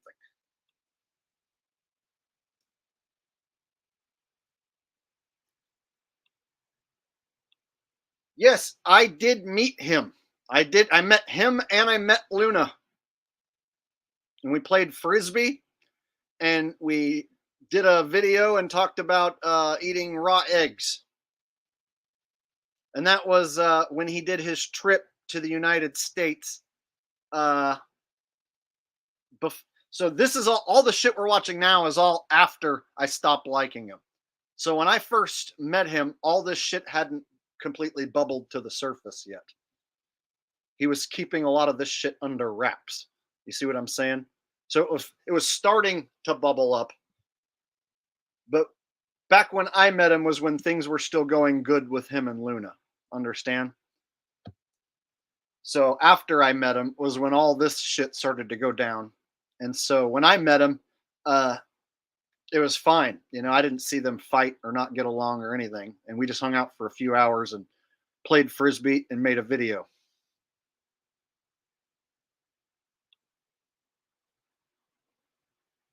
Okay, so now we're going to get to the twisted shit because this documentary here's about over. And now I'm going to get you guys caught up on the actual attacks and the hitmen and stuff like that.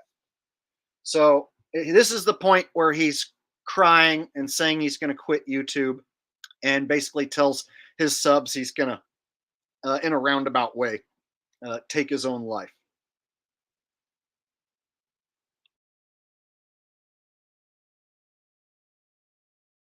that I found her incredibly beautiful and attractive. So that's it.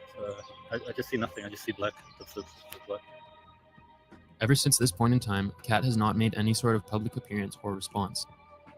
On October the 12th of 2021, the video Married to a Sociopath for 5 Months was uploaded to Goatis' channel. Hey guys, I'm gonna try to explain what happened with my wife Catherine. I'm filming this video in Paris, France, which is where we wanted to settle down. Actually, she said that she saw herself in my ex.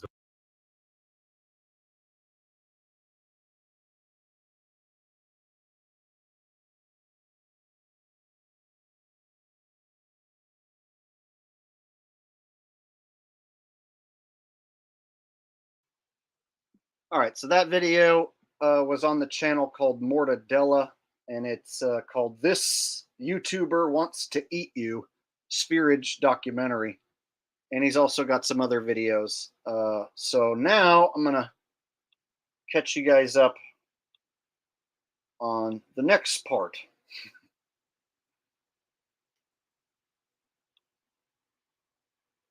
So Goatis then, after he whines and cries that he's gonna leave YouTube and maybe take his own life, then another girl shows up.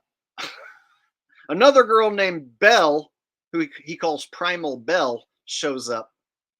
And that's his current girlfriend, who's still with him to this day. And he creates another kid with Belle, a daughter. So he now has two kids.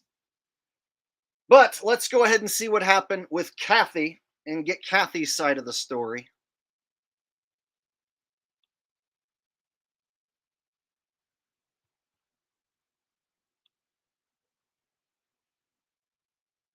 After Goatis received a single Bitcoin donation in 2022, a single mother matching Luna's, Goatis' ex-girlfriend, description was attacked with acid near her house in May.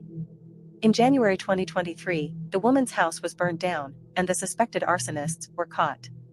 There were some rumors circulating at the time that the victim was Luna, but it was only in late March 2023 that the rumors were gaining noticeable traction, with YouTubers and acquaintances claiming it as fact. Discussion of initial articles and claims, Goatis' violent history of being a perpetrator of a mass stabbing in high school, allegations he beat probably every woman he has ever been with, and claims from his ex-girlfriend Jasmine that he wanted to murder Luna in early 2021 made the bizarre story somewhat believable.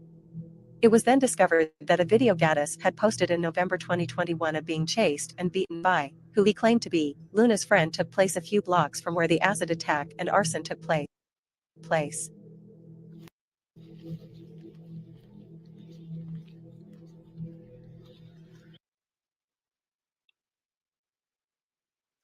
All right, here's the setup for this clip right here. So when he was with Kathy in the Netherlands and they lied about being in Canada, he was actually planning to beat Luna's head in with a club. And so he was waiting around her house, and Luna had a friend, a dude with her, and the dude came out with a club of his own and chased off Goatis and his friends and actually beats Goatis with the club a few times and hits him in the back and in the hand, I guess. So this is video of Goatis getting beat up with a club when he's hanging around Luna's place. So this was his first attempt when he was going to personally do the attacking, and it didn't go so well.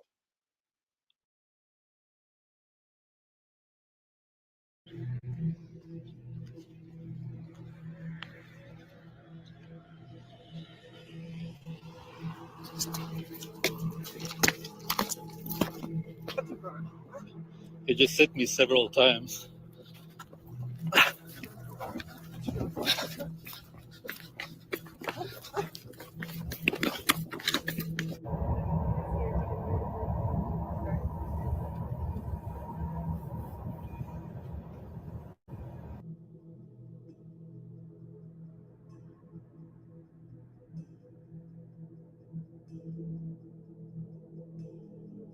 In mid-April, Catherine, Goatis' ex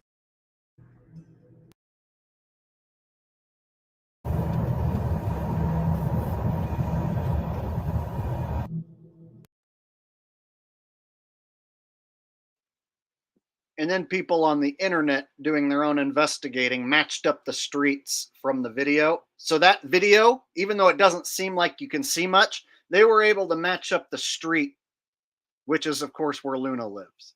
So they were able to basically figure out that he was there and lying about being in Canada. And then he got his ass whooped and had to retreat. So that was a video of him getting hit while running away.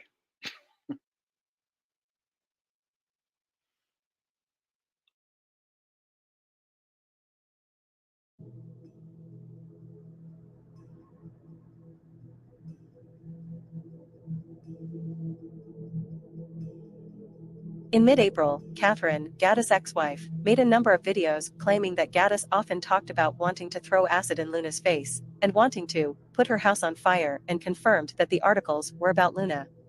Catherine also alleges that she, Goatis, and YouTuber German carnivore / Florian Strack, post discussing GC, conspired to kidnap and kill Luna in late 2021. I just wanted to make a quick video. I can tell you that when we were together, Goatis often talked about wanting to throw acid in Luna's face. He often talked about wanting to put her house on fire. And then I was in the Netherlands, and in between many of the call-out videos Catherine made, she often recanted her allegations or made bizarre claims that Goatis was a good guy, which lead many to suspect she was either being blackmailed or was an unreliable witness. Meanwhile, Goatis released a since-deleted video where he subtly hinted that he would be releasing revenge pornography of Catherine on a Telegram channel he created.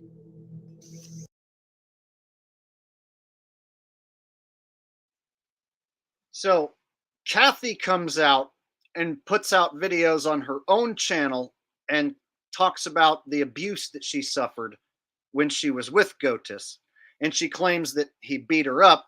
She also claims he put glue in her vagina, and that he also wanted to set Luna's house on fire, and that he talked about setting Luna's house on fire all the time and made plans to set Luna's house on fire.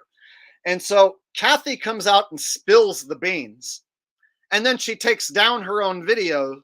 And then she comes out and says she was lying and that Goatis is a great guy. Which means she's been threatened with blackmail. So Goatis then threatens that he will upload revenge porn and nude photos and stuff if she keeps talking and doesn't recant her story. So she recants her story, but then she takes that video down and then says that she was telling the truth. And then she takes that video down and makes another video saying she wasn't telling the truth. So she recants her story 3 or 4 different times, makes probably 7 different videos, and in each instance deletes her video. I have them all cataloged.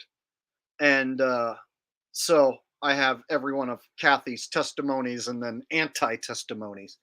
And so in this video clip right here, Goatis will instruct his hardcore subscribers to attack Kathy and her family. And so he does it in a very cryptic way. And so I'll let you guys watch this clip and then I'll continue from there.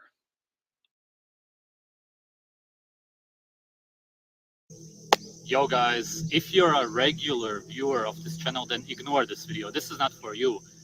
This is only for my hard die fans, if you understand what I mean. Somebody messaged me that they have very important information which will be released about Caroline, if you understand who I mean. The comments for this video will be turned off because there's nothing to discuss here. There will be a link in the description of this video of a Telegram channel, and everything is going to be revealed there. If you want to really help, then join it. Thank you.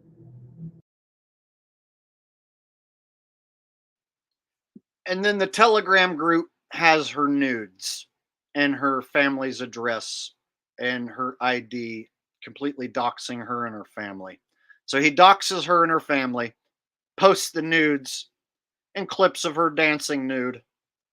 And many people, a lot of his audience, of course, saw this, downloaded it and whatnot. So he humiliates Kathy with this revenge porn, if you will. And so at that point, like, he made it pretty obvious that he was the one blackmailing her and doing that. So, like, a lot of people at that point started to figure out he's a piece of shit. And Kathy did go on to say that he beat her up and put glue in her vagina. And so all those videos are out there and can be found in their entirety. But Kathy also does recant her testimony because she was in fear of being blackmailed. So at one point, it seemed like she could be someone reliable to tell the story, but then she went back on her own story so many times. And then at one point, she even tried to go after me. And then she took down in every case, she would always take down her own videos. So she basically became like very unreliable in anything that she was going to say or do from that point forward. And I didn't want to like invite her on my channel as a guest to tell the story or anything, because she had already shown that she was willing to flip flop, tell the truth and then lie about telling the truth. So anyway, so she got doxxed and he posted nudes and stuff like that of her. And then she disappeared. She took down all her channels and then disappeared. But she also admitted that she was with him while he planned to burn down Luna's house. So she's basically an accomplice to his crimes. So I can see why she doesn't want to put herself out there too much, being that she is basically an accomplice.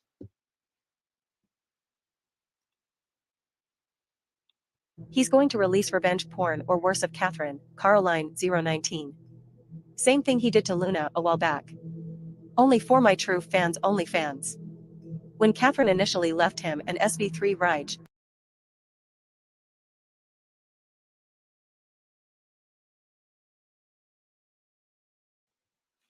You're rooting for the villain? You're rooting for a guy who tried to torch a baby?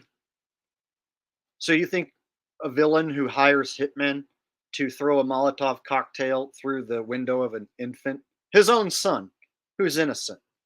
I'm not saying that their relationship didn't have turmoil, but the kid is innocent in the whole thing. So the fact he's hiring hitmen to torch a baby, you think that's cool? And you're low key rooting for him?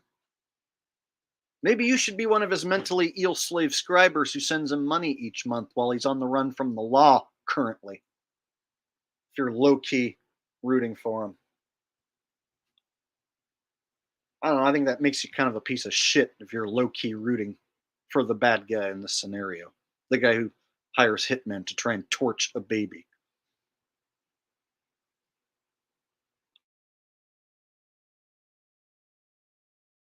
made that Kathy the Great channel, he replied to a comment hinting that he'd release revenge porn of her soon. He eventually does, releasing an archive including nudes and miscellaneous videos of Catherine, her full docs, and a scan of her driver's license.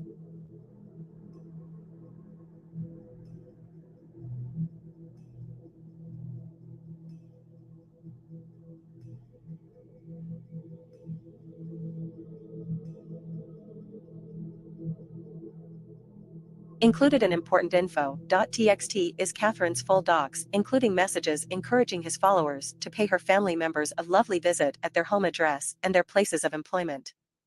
The final paragraph encourages his suicidal followers who feel their life is genetically failed to buy a ticket to Canada to pay Goatis respect. True natural respect.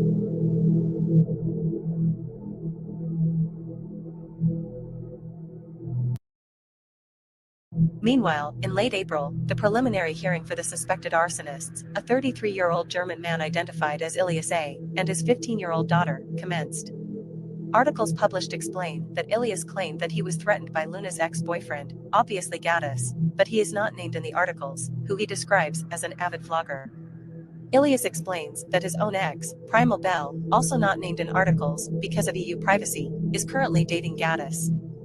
Earlier, Belle announced her pregnancy in January, but then went dark on social media, her final Instagram post being a day before the arson attack. The motive for the attacks has not been fully established as of this post. Another article alleges that Ilias' daughter claims they were paid to attack Luna, while Ilias claims this was a cover story he told her, and that he was threatened. In light of recent articles, some suspect that a video posted by Goatis in February 2022, original post, addressed to Belle's ex, may contain a coded message to invoke the attacks on Luna.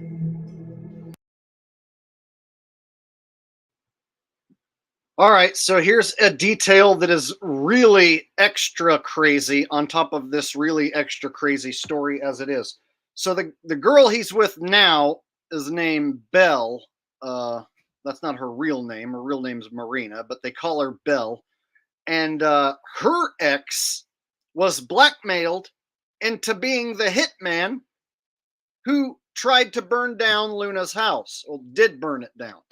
And so basically the girl he's with now, it's her ex who was the hitman, and he was blackmailed into doing this and paid to do this.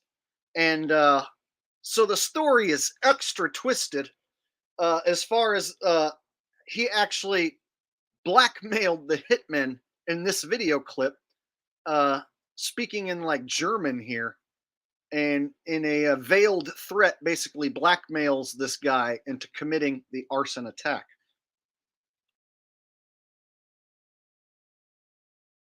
Okay, also ich muss echt etwas dazu sagen.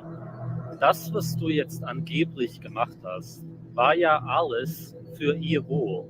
Aber ich bin mir 100% sicher, dass du sowas niemals tun würdest. Ich weiß das. Deshalb ist das, was du anstatt gemacht hast und wie du es gemacht hast, noch viel schlimmer für sie.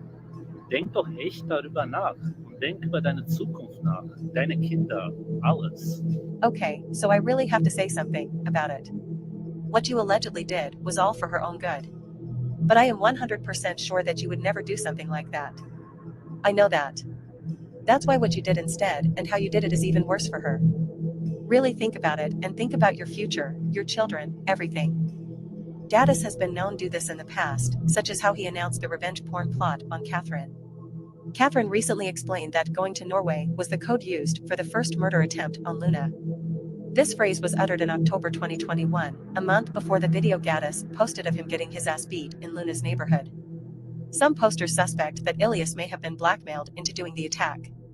Shortly after Gaddis' message to Ilias, Belle has posted a since-deleted Instagram post claiming that the reason why she had a nose job was because her ex destroyed her nose bridge. Whatever the story is, both Belle and Gaddis' whereabouts are currently unknown. Catherine claims that Gaddis recently encouraged Catherine to buy a plane ticket to Thailand so they could meet up. A recent article also claims that Luna's whereabouts are also unknown, which could be a result of her being put in a witness protection program. Gaddis continues to livestream on YouTube to this day, and made a recent video claiming that he is very close to owning a house. Gaddis continues to receive generous donations from his subscribers, including some more, plural, Bitcoin. Recent articles explain that the prosecutor believes that there is more to the story that Ilias is not revealing, but a request to subpoena Belle and Gaddis for testimony was denied by the judge. The next hearing for Ilias' trial is scheduled for July 13th. Some viewers may find the following video disturbing. Viewer discretion is advised.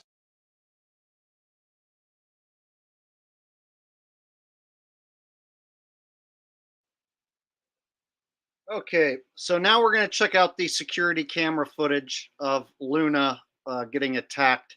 She's not in full view of the camera, but she's just on the outskirts of the view of the camera. And the guy that he hires first to attack her with acid is waiting outside of her backyard. And then when she goes outside the backyard, the guy throws acid in her face and all over her arm, and it severely burns her and scars her. And so we're going to see that footage. And so I'm just going to warn you guys, it's not super graphic, but it isn't something that's pleasant to watch. So we're going to check that out. But first, before I do that, I wanted to show you Primal Belle. So this is the woman who he's currently with, Primal Belle here. And he has a daughter with this girl now. And they're on the run with a young daughter, an infant daughter, hopping from country to country, keeping their whereabouts hidden.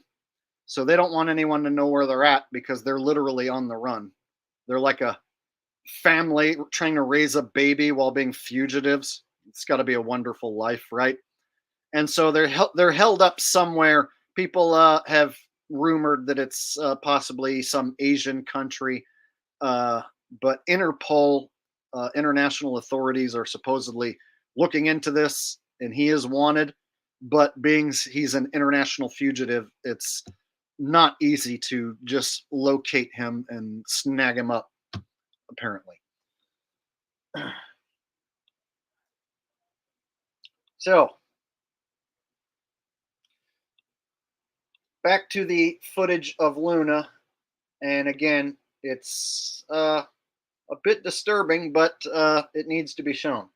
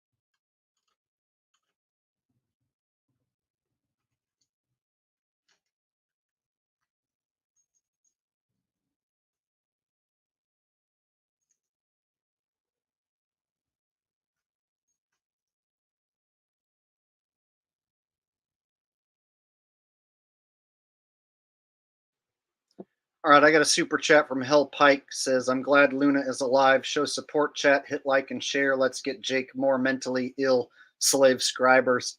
No, my subscribers are not mentally ill. I've got the best audience ever. Mentally ill slave scribers is the term I use for Goatis's fans. And so I don't want anyone to have any confusion there. But thank you for the donation. And yeah, we're about to watch the moment when Luna gets attacked with acid. And so, okay, I'm going to play it. Here we go.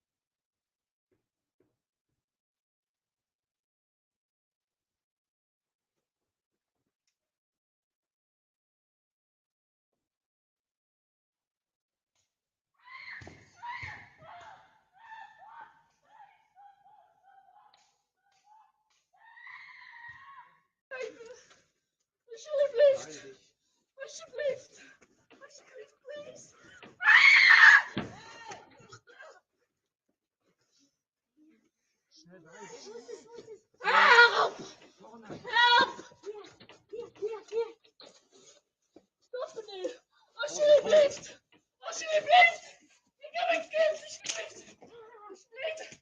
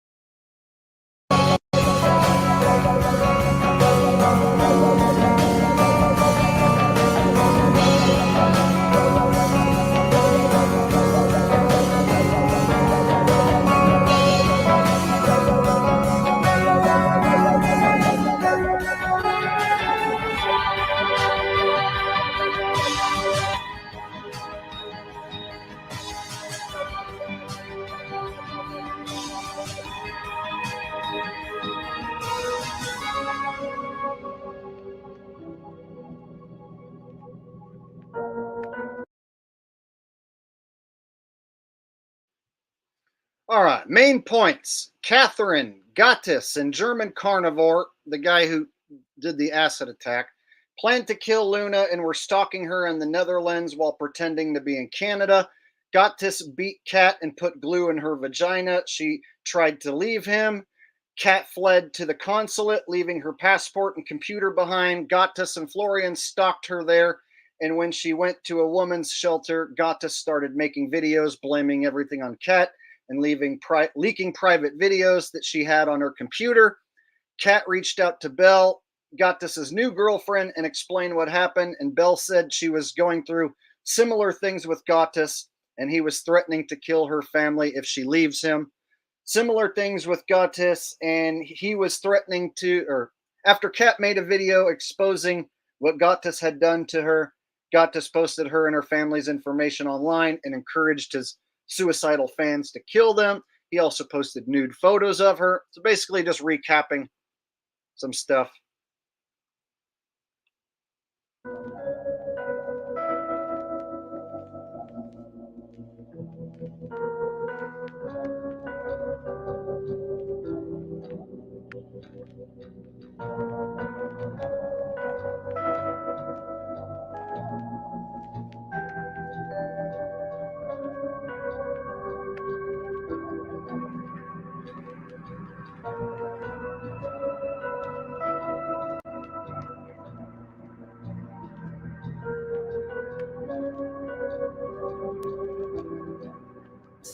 When we were together, Goatis often talked about wanting to throw acid in Luna's face. He often talked about wanting to put her house on fire.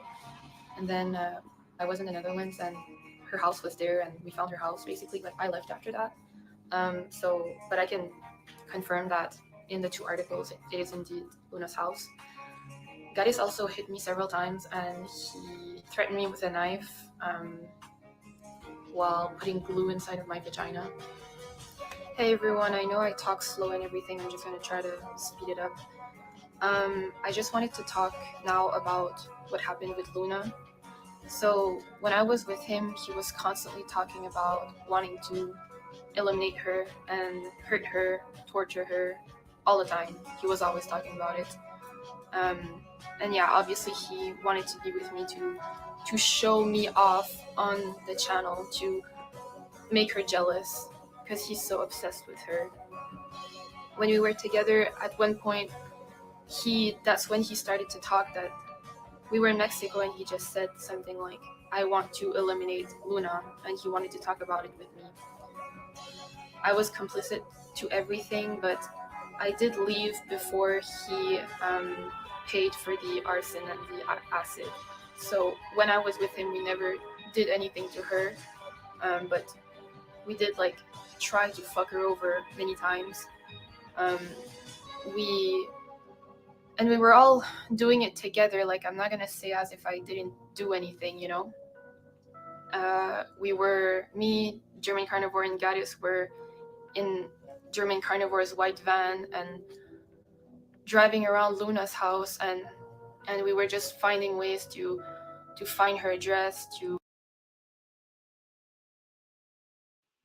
Yeah, so Kathy does these videos where she admits to being an accomplice, but then she deletes them. And then she thinks nobody out there might have a copy. But of course, there's always a copy made. If you post a video like this, somebody who hates Goatis is going to have a screen recorder running, and they're going to have a copy. So every time she made one of these videos, she would take it back down and delete it. But there's always a copy. And she even went as far as to copyright strike my parody channel when I posted the video. Bad girl, Kathy. I'm trying to do something good. You're the one who's an accomplice. Don't go copyright striking my damn channel because you chose to be an accomplice and hang out with that dude. So this girl right here, yeah, I've got issues with her as well, but at least she didn't personally hire hitmen. So she's not as much to blame. Not as much.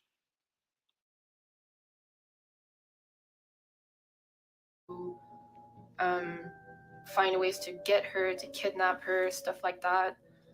And I guess I went along with it because he talked about it so much that I just really doubted that he would actually like do it. I don't know, I just wanted to see. I know it's weird, but I just wanted to see if he would do what he says. Yeah, we were looking around for her. We found her address through a private detective, and then we were able to convince a guy on the beach to call her mom and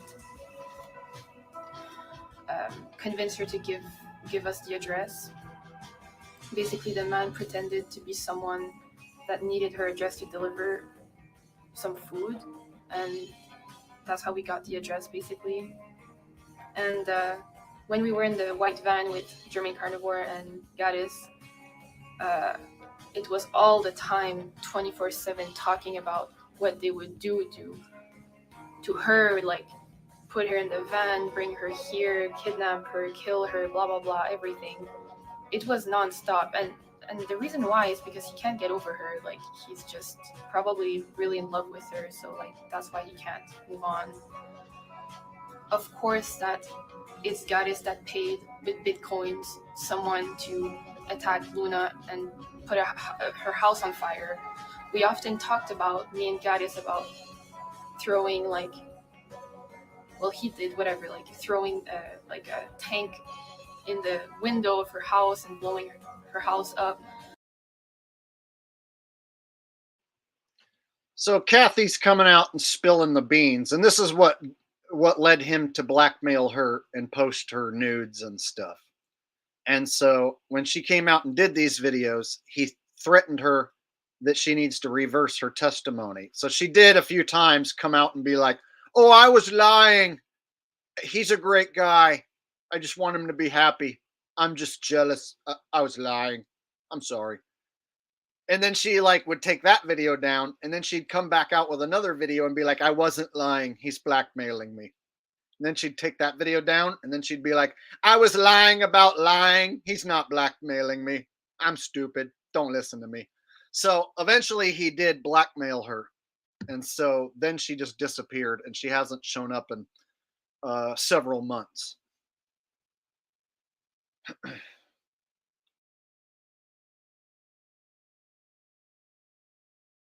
We talked about like me attacking her, stuff like that. Like, I was in it. I was 100% in it. Hey everyone.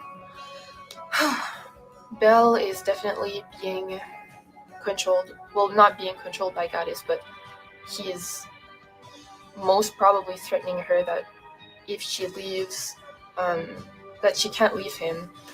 I did talk on the phone with Belle one time, and she did tell me that she wanted to leave on the phone, but then afterwards, like, we didn't really talk about it that much.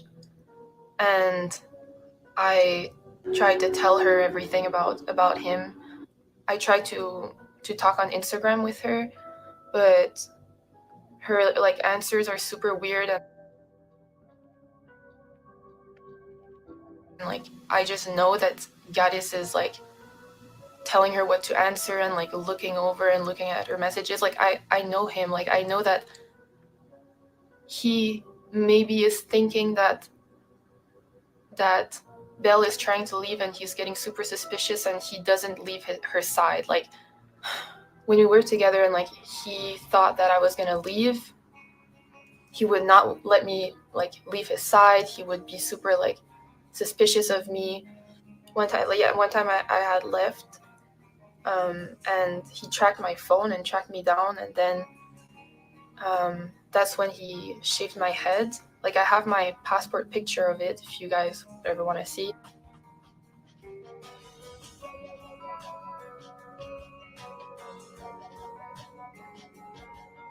He took a video of it, but I'm the one shaving my own head because he was super, super mad at that point. He even told me on the phone that he had no problem to cut the head of a baby off, and like,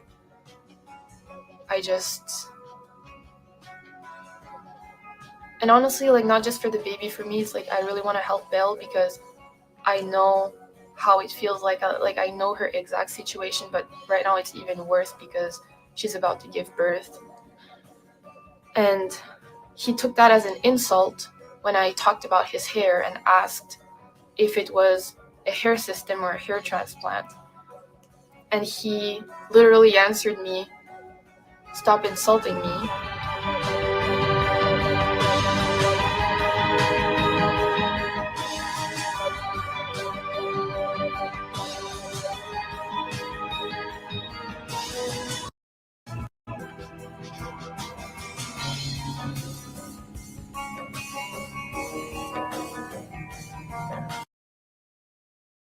I would just like to say that the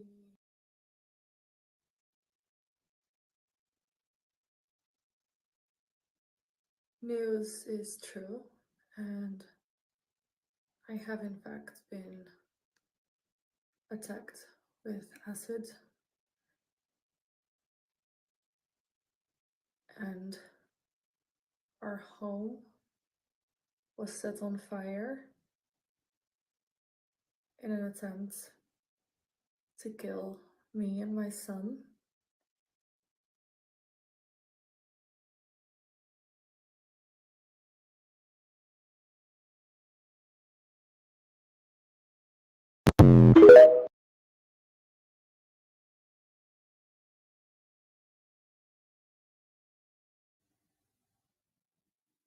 News is true, and I have in fact been attacked with acid.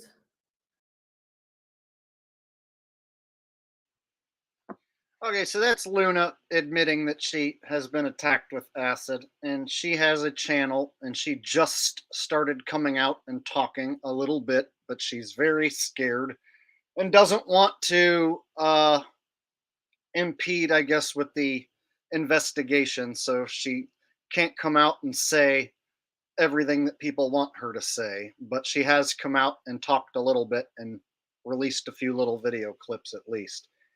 And pictures of her injuries have surfaced as well. And so she's got burns on her face and really bad on her arms. So it was the worst on her arm.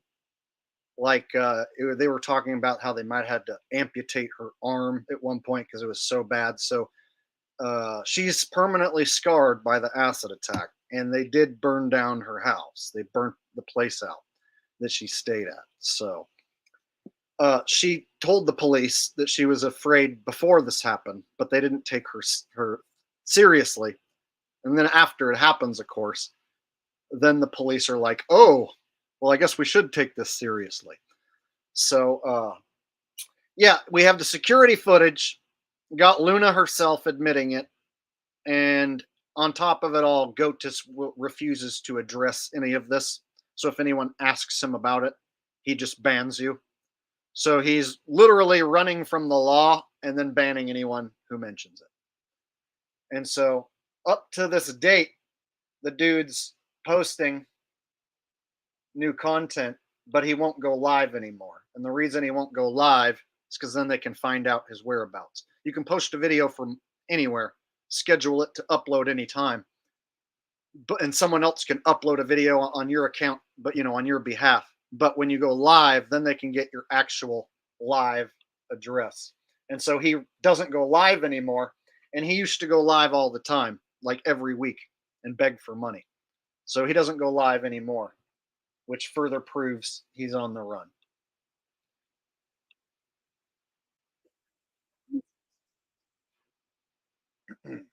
So let me go ahead and show you guys my parody channel. I'm broadcasting live on 2 channels. This is the channel I created. When the hell did I create this?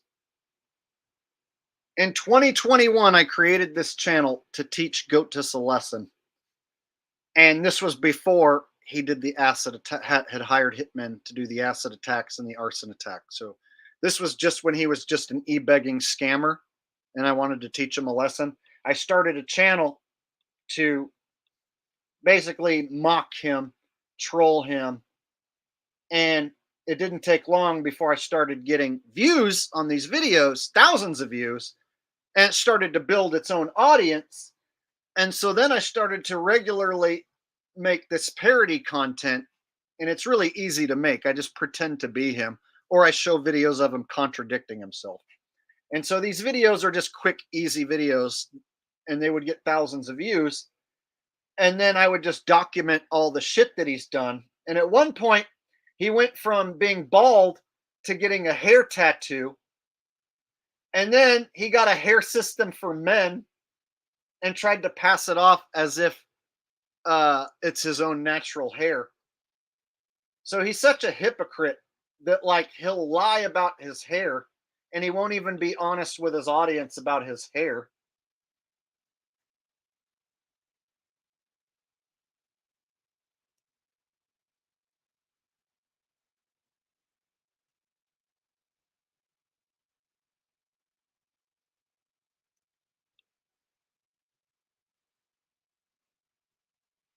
Hands down, the best product I've seen all. All right, I'll play one of my parody videos so you guys can see what my parody channel's all about.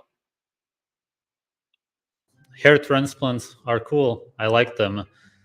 It's probably the most useful surgery for looks, especially for men, although a lot of women also do hair transplants.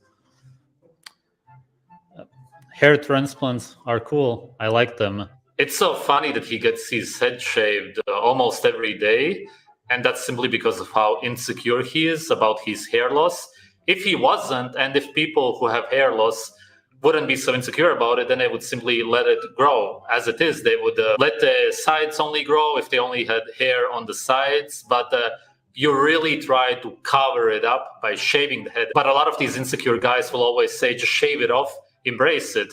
How is that embracing it? Embracing your hair loss would literally be letting it grow out as it is, but you don't. You try to hide it by shaving it like this insecure squirrel-looking guy. Hair transplants are cool. I like them. People who have hair loss wouldn't be so insecure about it, then they would simply let it grow as it is. They would let the sides only grow if they only had hair on the sides, but you really try to cover it up by shaving the head. But a lot of these insecure guys will always say, just shave it off, embrace it. How is that embracing it? Embracing your hair loss would literally be letting it grow out as it is. Hair transplants are cool. I like them. But you don't. You try to hide it by shaving it like this insecure squirrel-looking guy. Start making a lot of money while getting my head shaved. Oh, yeah, you know. What the fuck? What the fuck? I didn't expect this.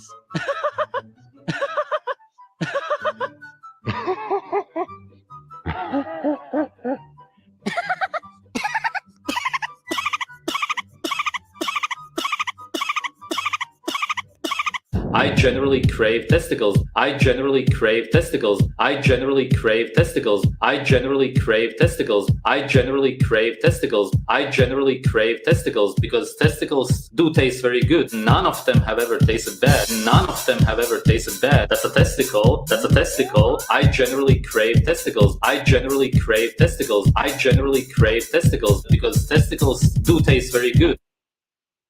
This is the big dance.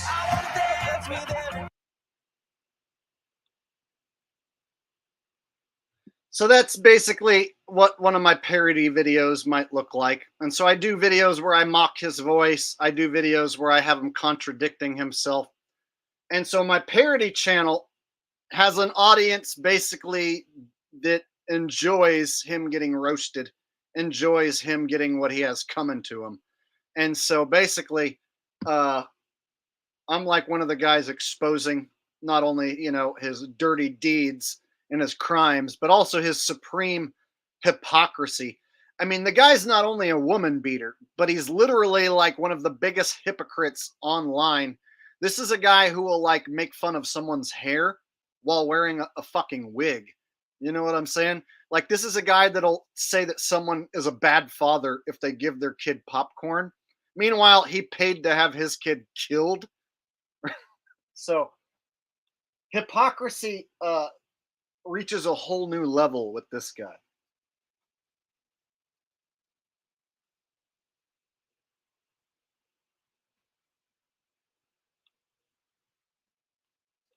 So if we go, this is him right here. And he has this "we are all equal" message. A lot of us think that's the next thing he's going to do, is come out as being fruity, if you know what I mean. We think that's the next step.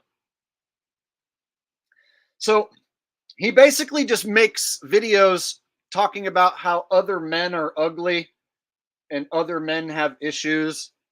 And then anyone who goes to the gym, he says that you're killing your body and you're a moron for going to the gym.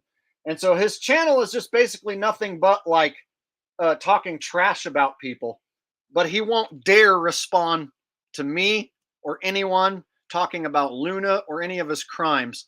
So anyone who makes a video talking about what he's done, he won't dare mention it. He ignores it. And if anyone comments, if you were to like go to one of his videos and leave a comment about this, you'll get banned instantly. You'll be the only one seeing your comments. So if you guys want to try and go talk shit, all you're going to be doing is getting banned instantly. So I'm just letting you know. If you plan on going over there to talk shit to the guy, he's got his finger on the ban button 24/7. So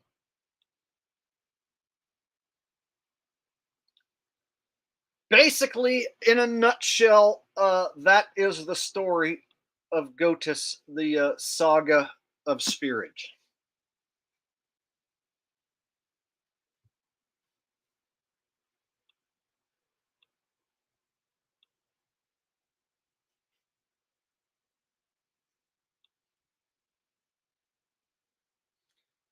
I can maybe show you guys one more parody video where I do the voice.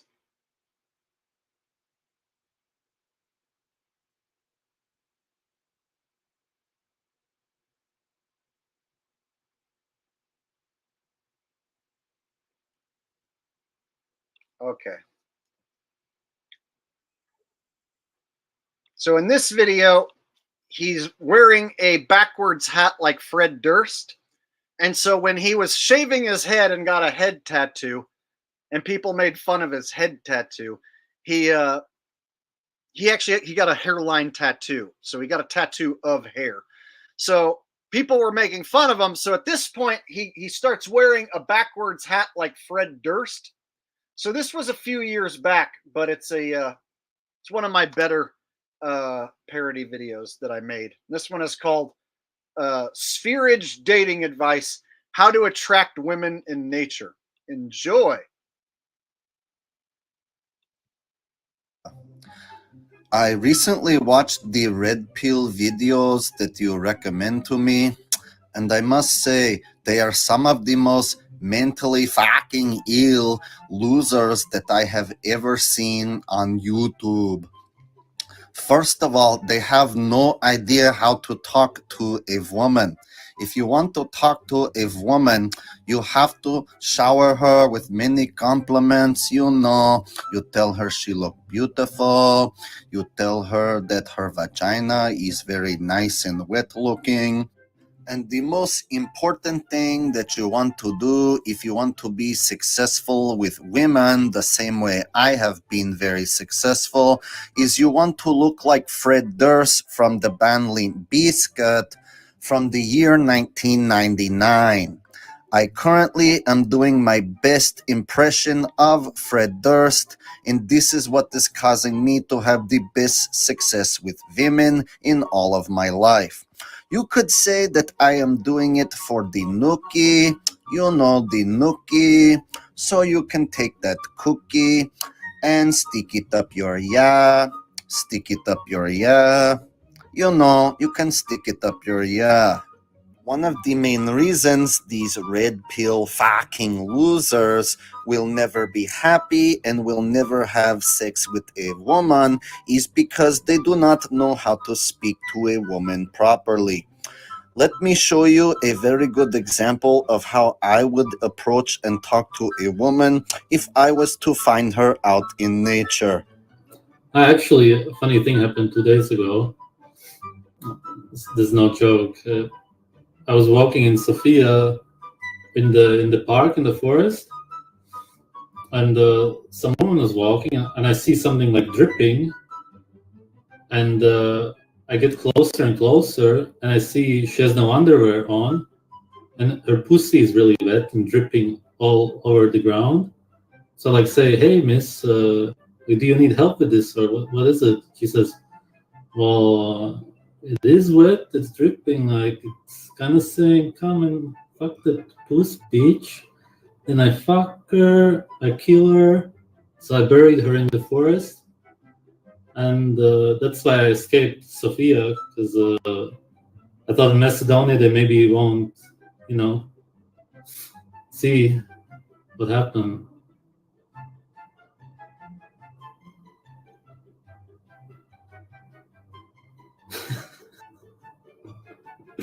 I should go to bed. Good night, guys.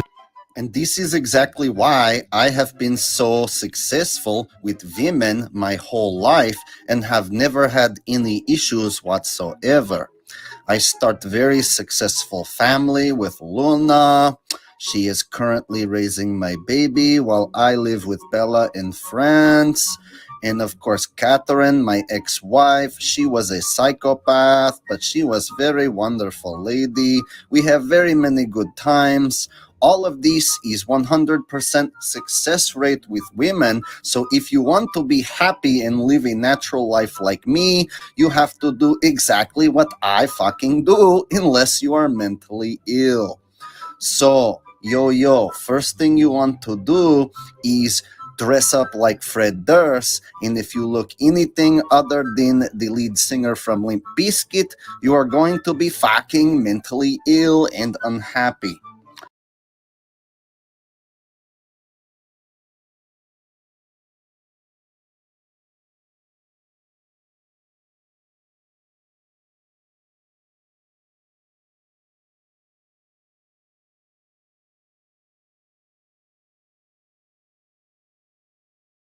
I chose Wix for my business because of its.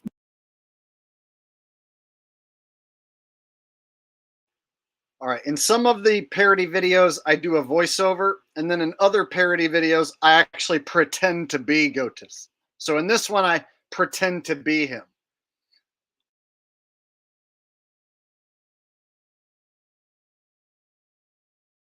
What's up, guys? Anyone who shaves their head is extremely mentally ill.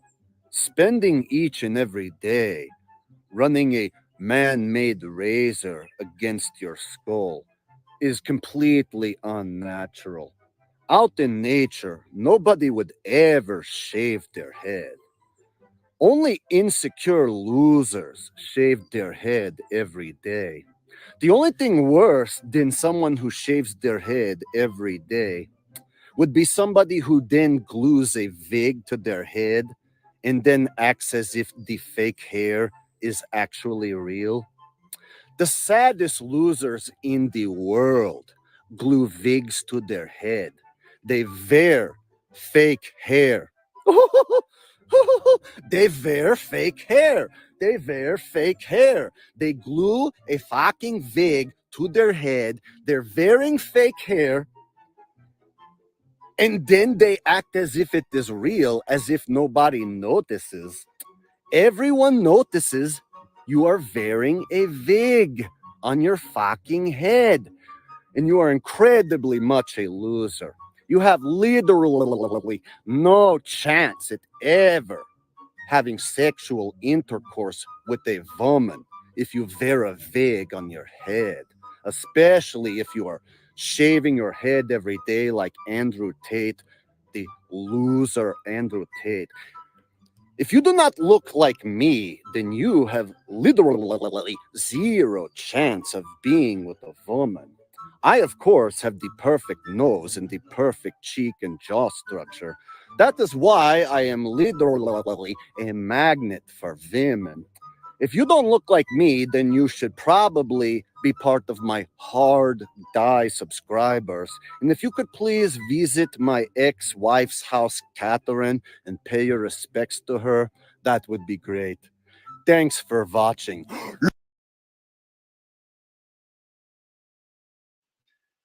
All right, so that's another one of my parody videos. So I troll the shit out of this guy, and not because I'm a troll or I'm a meanie or a bully. It's because he has it coming and he deserves it. And it feels good to call out a bad guy, you know, who I know is going to ignore all this and run from it. So he runs from me. He won't dare respond. And I know he won't respond. So I can do and say whatever I want. And he's too chicken shit to say anything or do anything about it. But he might try and hire hitmen to kill me. So I want to let everybody know, if I die, it might be because this guy hired a hitman to do the dirty deed. I'm pretty sure he wants me dead for what I'm doing. All right. So if you guys want to subscribe and binge watch this content, this is the Sv3rige Goatis parody videos channel. His original channel was called Sv3rige. His current channel is called Goatis. People refer to him as Sv3rige, Goatis, or Gatis, and so I just combined both of them together for my parody channel. And all the content on this channel is based around this guy and the crimes he's committed. So I make fun of his bald head, but I also talk about the serious shit that he did to Luna. So it's not just fun and games. It started as fun and games, me just making fun of him a little bit to teach him a lesson. And now it has evolved into chasing down an international fugitive. Yeah, when I started the channel, he wasn't a fugitive yet. So he's become a fugitive since I started the channel, making my channel just absolutely explode with new growth. So for a parody channel, I'm getting pretty damn good views. Like 2,800 subs. I'm getting more views than I have subs on every damn video. So now that I'm promoting it with my main channel of 75,000 subs, I'm thinking that this channel is going to get a boost.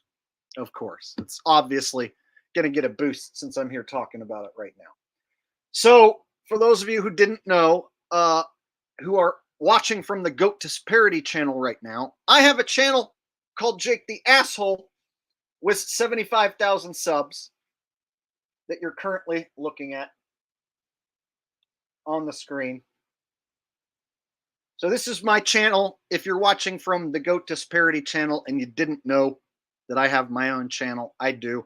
This is my main channel. I break down conspiracies. And so I talk about all sorts of stuff. Sports being rigged. Shootings being staged. Celebrities being replaced. Hollywood humiliation rituals. Space being fake. And the list goes on. So I have a ton of different content on this channel. So for those of you who didn't know about my other channels, now you know. All right.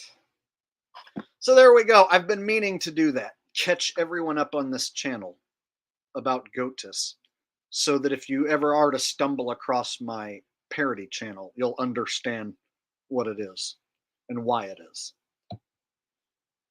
And for those of you who now go over there and check out the parody channel, now you know who I'm talking about and you'll get it. And the more you follow the story, the more details you'll figure out, and the more all of it will make sense. So yeah, I've been putting that off for a while, telling everyone on the Jake the Asshole channel about the Goatis parody videos channel and catching everyone up. So today I figured was a good day to do it, and now I have done it. And I knew it was going to take an entire stream to just talk about this one guy, but did you hear all the shit that I had to go over? That's a bunch of scams, a bunch of different chicks, a bunch of shit. So, yeah. That's a good question, Sean. So we don't know where he's holed up right now. I've heard rumors that he's holed up in a Muslim country or something right now. So there's rumors that he's like in Kazakhstan or possibly somewhere in Asia, but he's not letting his whereabouts be known. he's not going live anymore. So he hasn't done a live stream in like 7 months, 8 months. And so I call him out and say, hey, why don't you address this? If it's all bullshit, if it's a made up story and you can debunk it, why don't you go live and debunk this? But he won't dare go live. He won't dare address it. And if you ask him about it, he bans you. So you guys know me. If I was to, if anyone was to make a video about me making up a lie, saying that I did something terrible, like committed a crime that I know I didn't commit, you guys know I would immediately destroy that person and debunk every damn thing they said, and I would make sure everybody knows that it's bullshit. So there's been plenty of videos that have been made about me, and I got no problem addressing it, debunking the shit out of it, and making sure everyone knows it ain't true. So if somebody was to make up a story that I hired hitmen to do X, Y, or Z, you better believe I would shoot that shit down immediately. It would have no chance if it wasn't true. So the fact that people are making these allegations, and there's footage of Luna being attacked, and Luna's admitted it, and the hitmen were caught and gave him up. All the evidence is there. It's literally like an open and shut case. They just need to catch the son of a bitch. And so the only people left not believing that he did it are his hardcore slave scribers who refuse to look at the evidence. Because anybody who scratches the surface can tell, holy shit, he did those things. And it's not just hearsay on the internet or a big made up story at this point.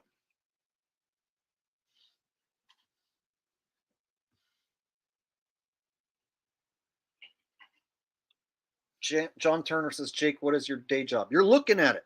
I pay my bills with YouTube, and I have been paying my bills with YouTube for years. I am a professional YouTuber. And unlike Goatis, I don't run scams. So when people like donate to my channel, it's because they appreciate my channel and like it, or they want to ask me a question, or they want me to do a voice impression or sing a song. So I've never ran any sort of scam on my audience. And so that's why my reputation is intact. No one can claim that I like scam my audience for tens of thousands of dollars like Goatis has done.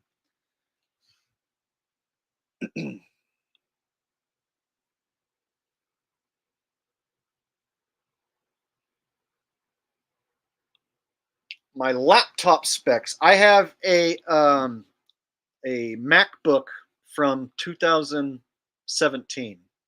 So it's old. I have an old MacBook. I need to update is what needs to happen. I have the money to update everything. It's just technologically, the world has passed me by, and I've been using my same iPhone and MacBook since 2017. Basically, not the exact same phone, but basically a shitty iPhone, not one of the fancy ones. And so for me to like upgrade everything about my channel, new microphone, audio interface to plug in my bass, a recording gear, this, that, and the other. I have the money to do it, and I want to do it, and I am going to do it. The problem only exists that I don't know how to use any of the shit, and I don't even know what I want or what's good, what's best for me. So I'm in the process of upgrading everything, which means I have to research everything, figure out what I even need or want, and then buy it, and then through trial and error, figure out how to use it. So over the next 6 months to a year, I'm going to be upgrading everything: computer, microphone, studio, all of it. I just have the issue of learning what it is I want and how to use it. So it's like I'm a musician, but the recording of music was never my specialty. And so that was always something someone helped me with. So something as easy as recording a song, I have to like start from scratch and figure out how to do everything all over again. It's going to be a pain in the ass. But once I get up and running and get comfortable with my new setup, that's when the magic is going to happen. When I can fire up a new song without thinking and quickly pump out new material like easily and know how to run all the shit that I buy, that's when shit's really going to snowball. It's just going to take like a year or so for me to get it all and figure it all out. So right now I'm running the stream as a professional YouTuber with no mic, no professional mic, no professional gear, just an old ass laptop, and me using the default settings microphone, which is an ass backwards way of doing things. But I've been doing it ass backwards for so long that for me to like buy all new shit means I have to like sit and figure out how to use it all, which means a ton of time and effort just in trial and error. Ugh.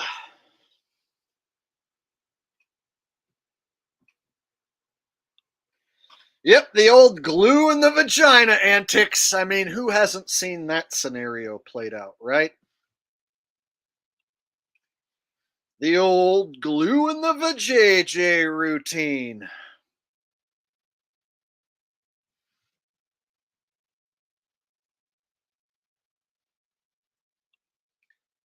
Got a request that I expose somebody I've never heard of. Seth Taylor says, please expose AMTV Christopher Green. I don't even know who that is. But who knows?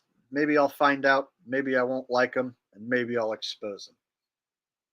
So just a few days ago, like 4 days ago, I exposed Owen Benjamin and Zach Hubbard in the same stream.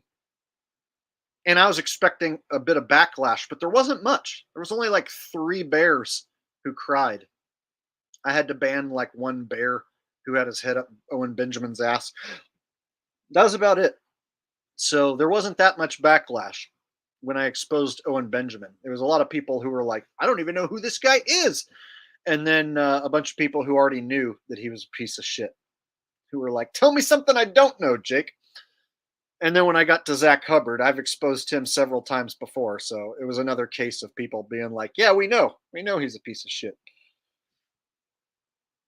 But there was a few new people who didn't know who Zach was or who didn't know who Owen was that I opened up their eyes and showed them what a toxic cult leader looks like. But now that you've seen Sv3rige, he takes toxic cult leader to this whole other level. So Zach Hubbard, he's a good sports pick'em scammer, but like Sv3rige's lies and scams where you beat up your own girlfriend and claim it's muggers and you need money to fix her face. Holy shit, man. That's the next level. See Me Roland says, just got here. Can you start it all over? Just kidding. Yeah, no. So if you're going to want to catch up on this, then put it at 1.25 speed and, watch it next time you have, some free time. I always tell people, if you want to catch up on my streams, put it on like when you're on a long car ride. So when I'm on a long car ride is when I like to listen to podcasts that are over an hour long. So if I got a 2-hour drive, that's when I want to listen to a long podcast or something to make the time seem to go by quicker. So my suggestion to you guys, if you have a long car ride over an hour, 2 hours, 3 hours, whatever, throw on one of my long live streams and I'll make your car ride shoot by quicker. I promise you.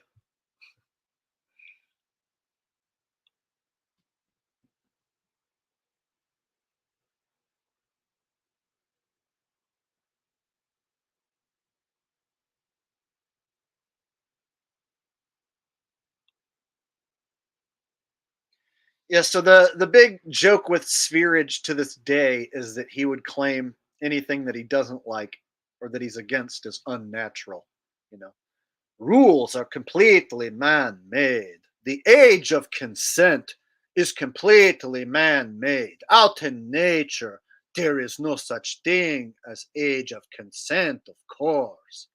And so literally, you get to choose when you believe somebody is ready for intercourse. And if they are not ready, then of course you have no other choice than to force sex. And of course, forcing sex is very natural. So his thing is like the things that he likes are natural and the things that he doesn't like are not natural.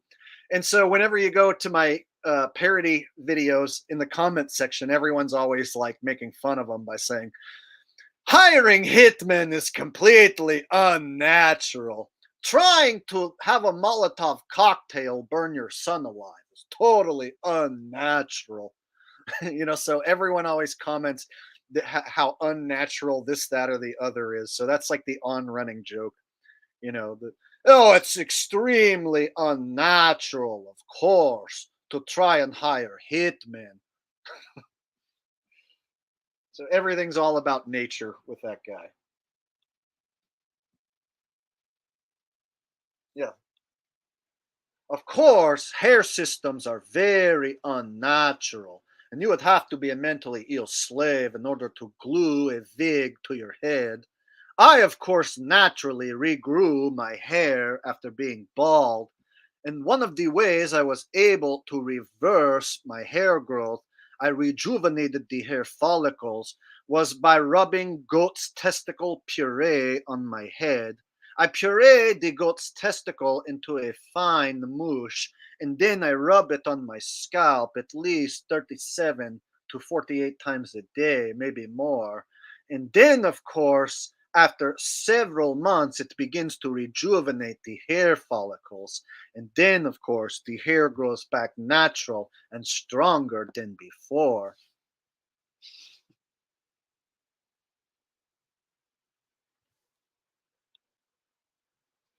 And then he's got these like simp scribers, I call them, who come over and try and and troll me. You're obsessed with Goatis. You need to get a life. Why are you so obsessed with him? It's like, dude, I have a parody channel where I make money exposing him, and it feels good to expose shitbags.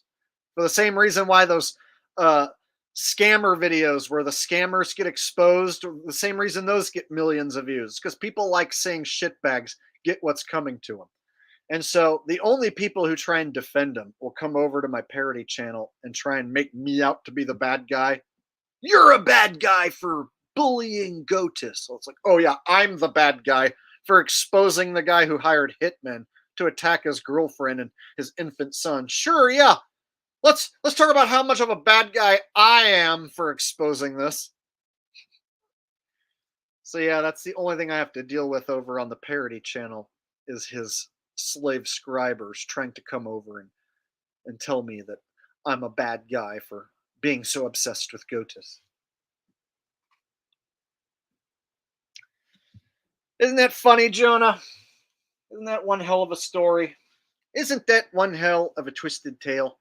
So this guy's currently wanted right now, and so the more eyeballs on this, the more people who know, the better. And eventually when he slips up and gets caught, that's going to be a glorious day. We all look forward to that. So currently he's still on the loose, held up in God knows where. And like I said, if any of you guys think you're going to go over there and say anything to him, he's got his finger on the ban button, and none of your comments will make it through. The only comments that make it through are the ones worshiping him. Yeah, he's got a mod who calls himself Prussian Society, something like that. Prussian something. And he basically just kisses his ass in every video in the comments section. And those are the only type of comments that'll stand, as if he kisses ass. If you just simply say, hey, are you wearing a hairpiece? You're banned. Are those things that they say about Luna true? You're banned. You can't even ask the question. Yes, Prussian Society of America, his personal butt buddy.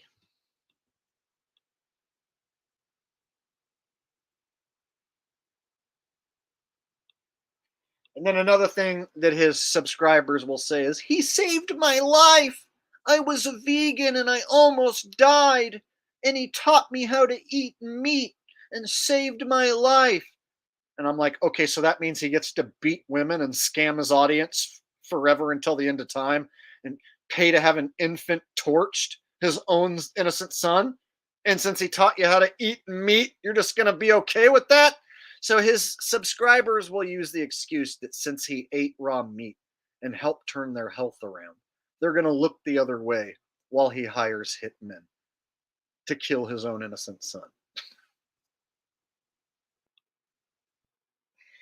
You can lead a horse to water, but you can't make him think.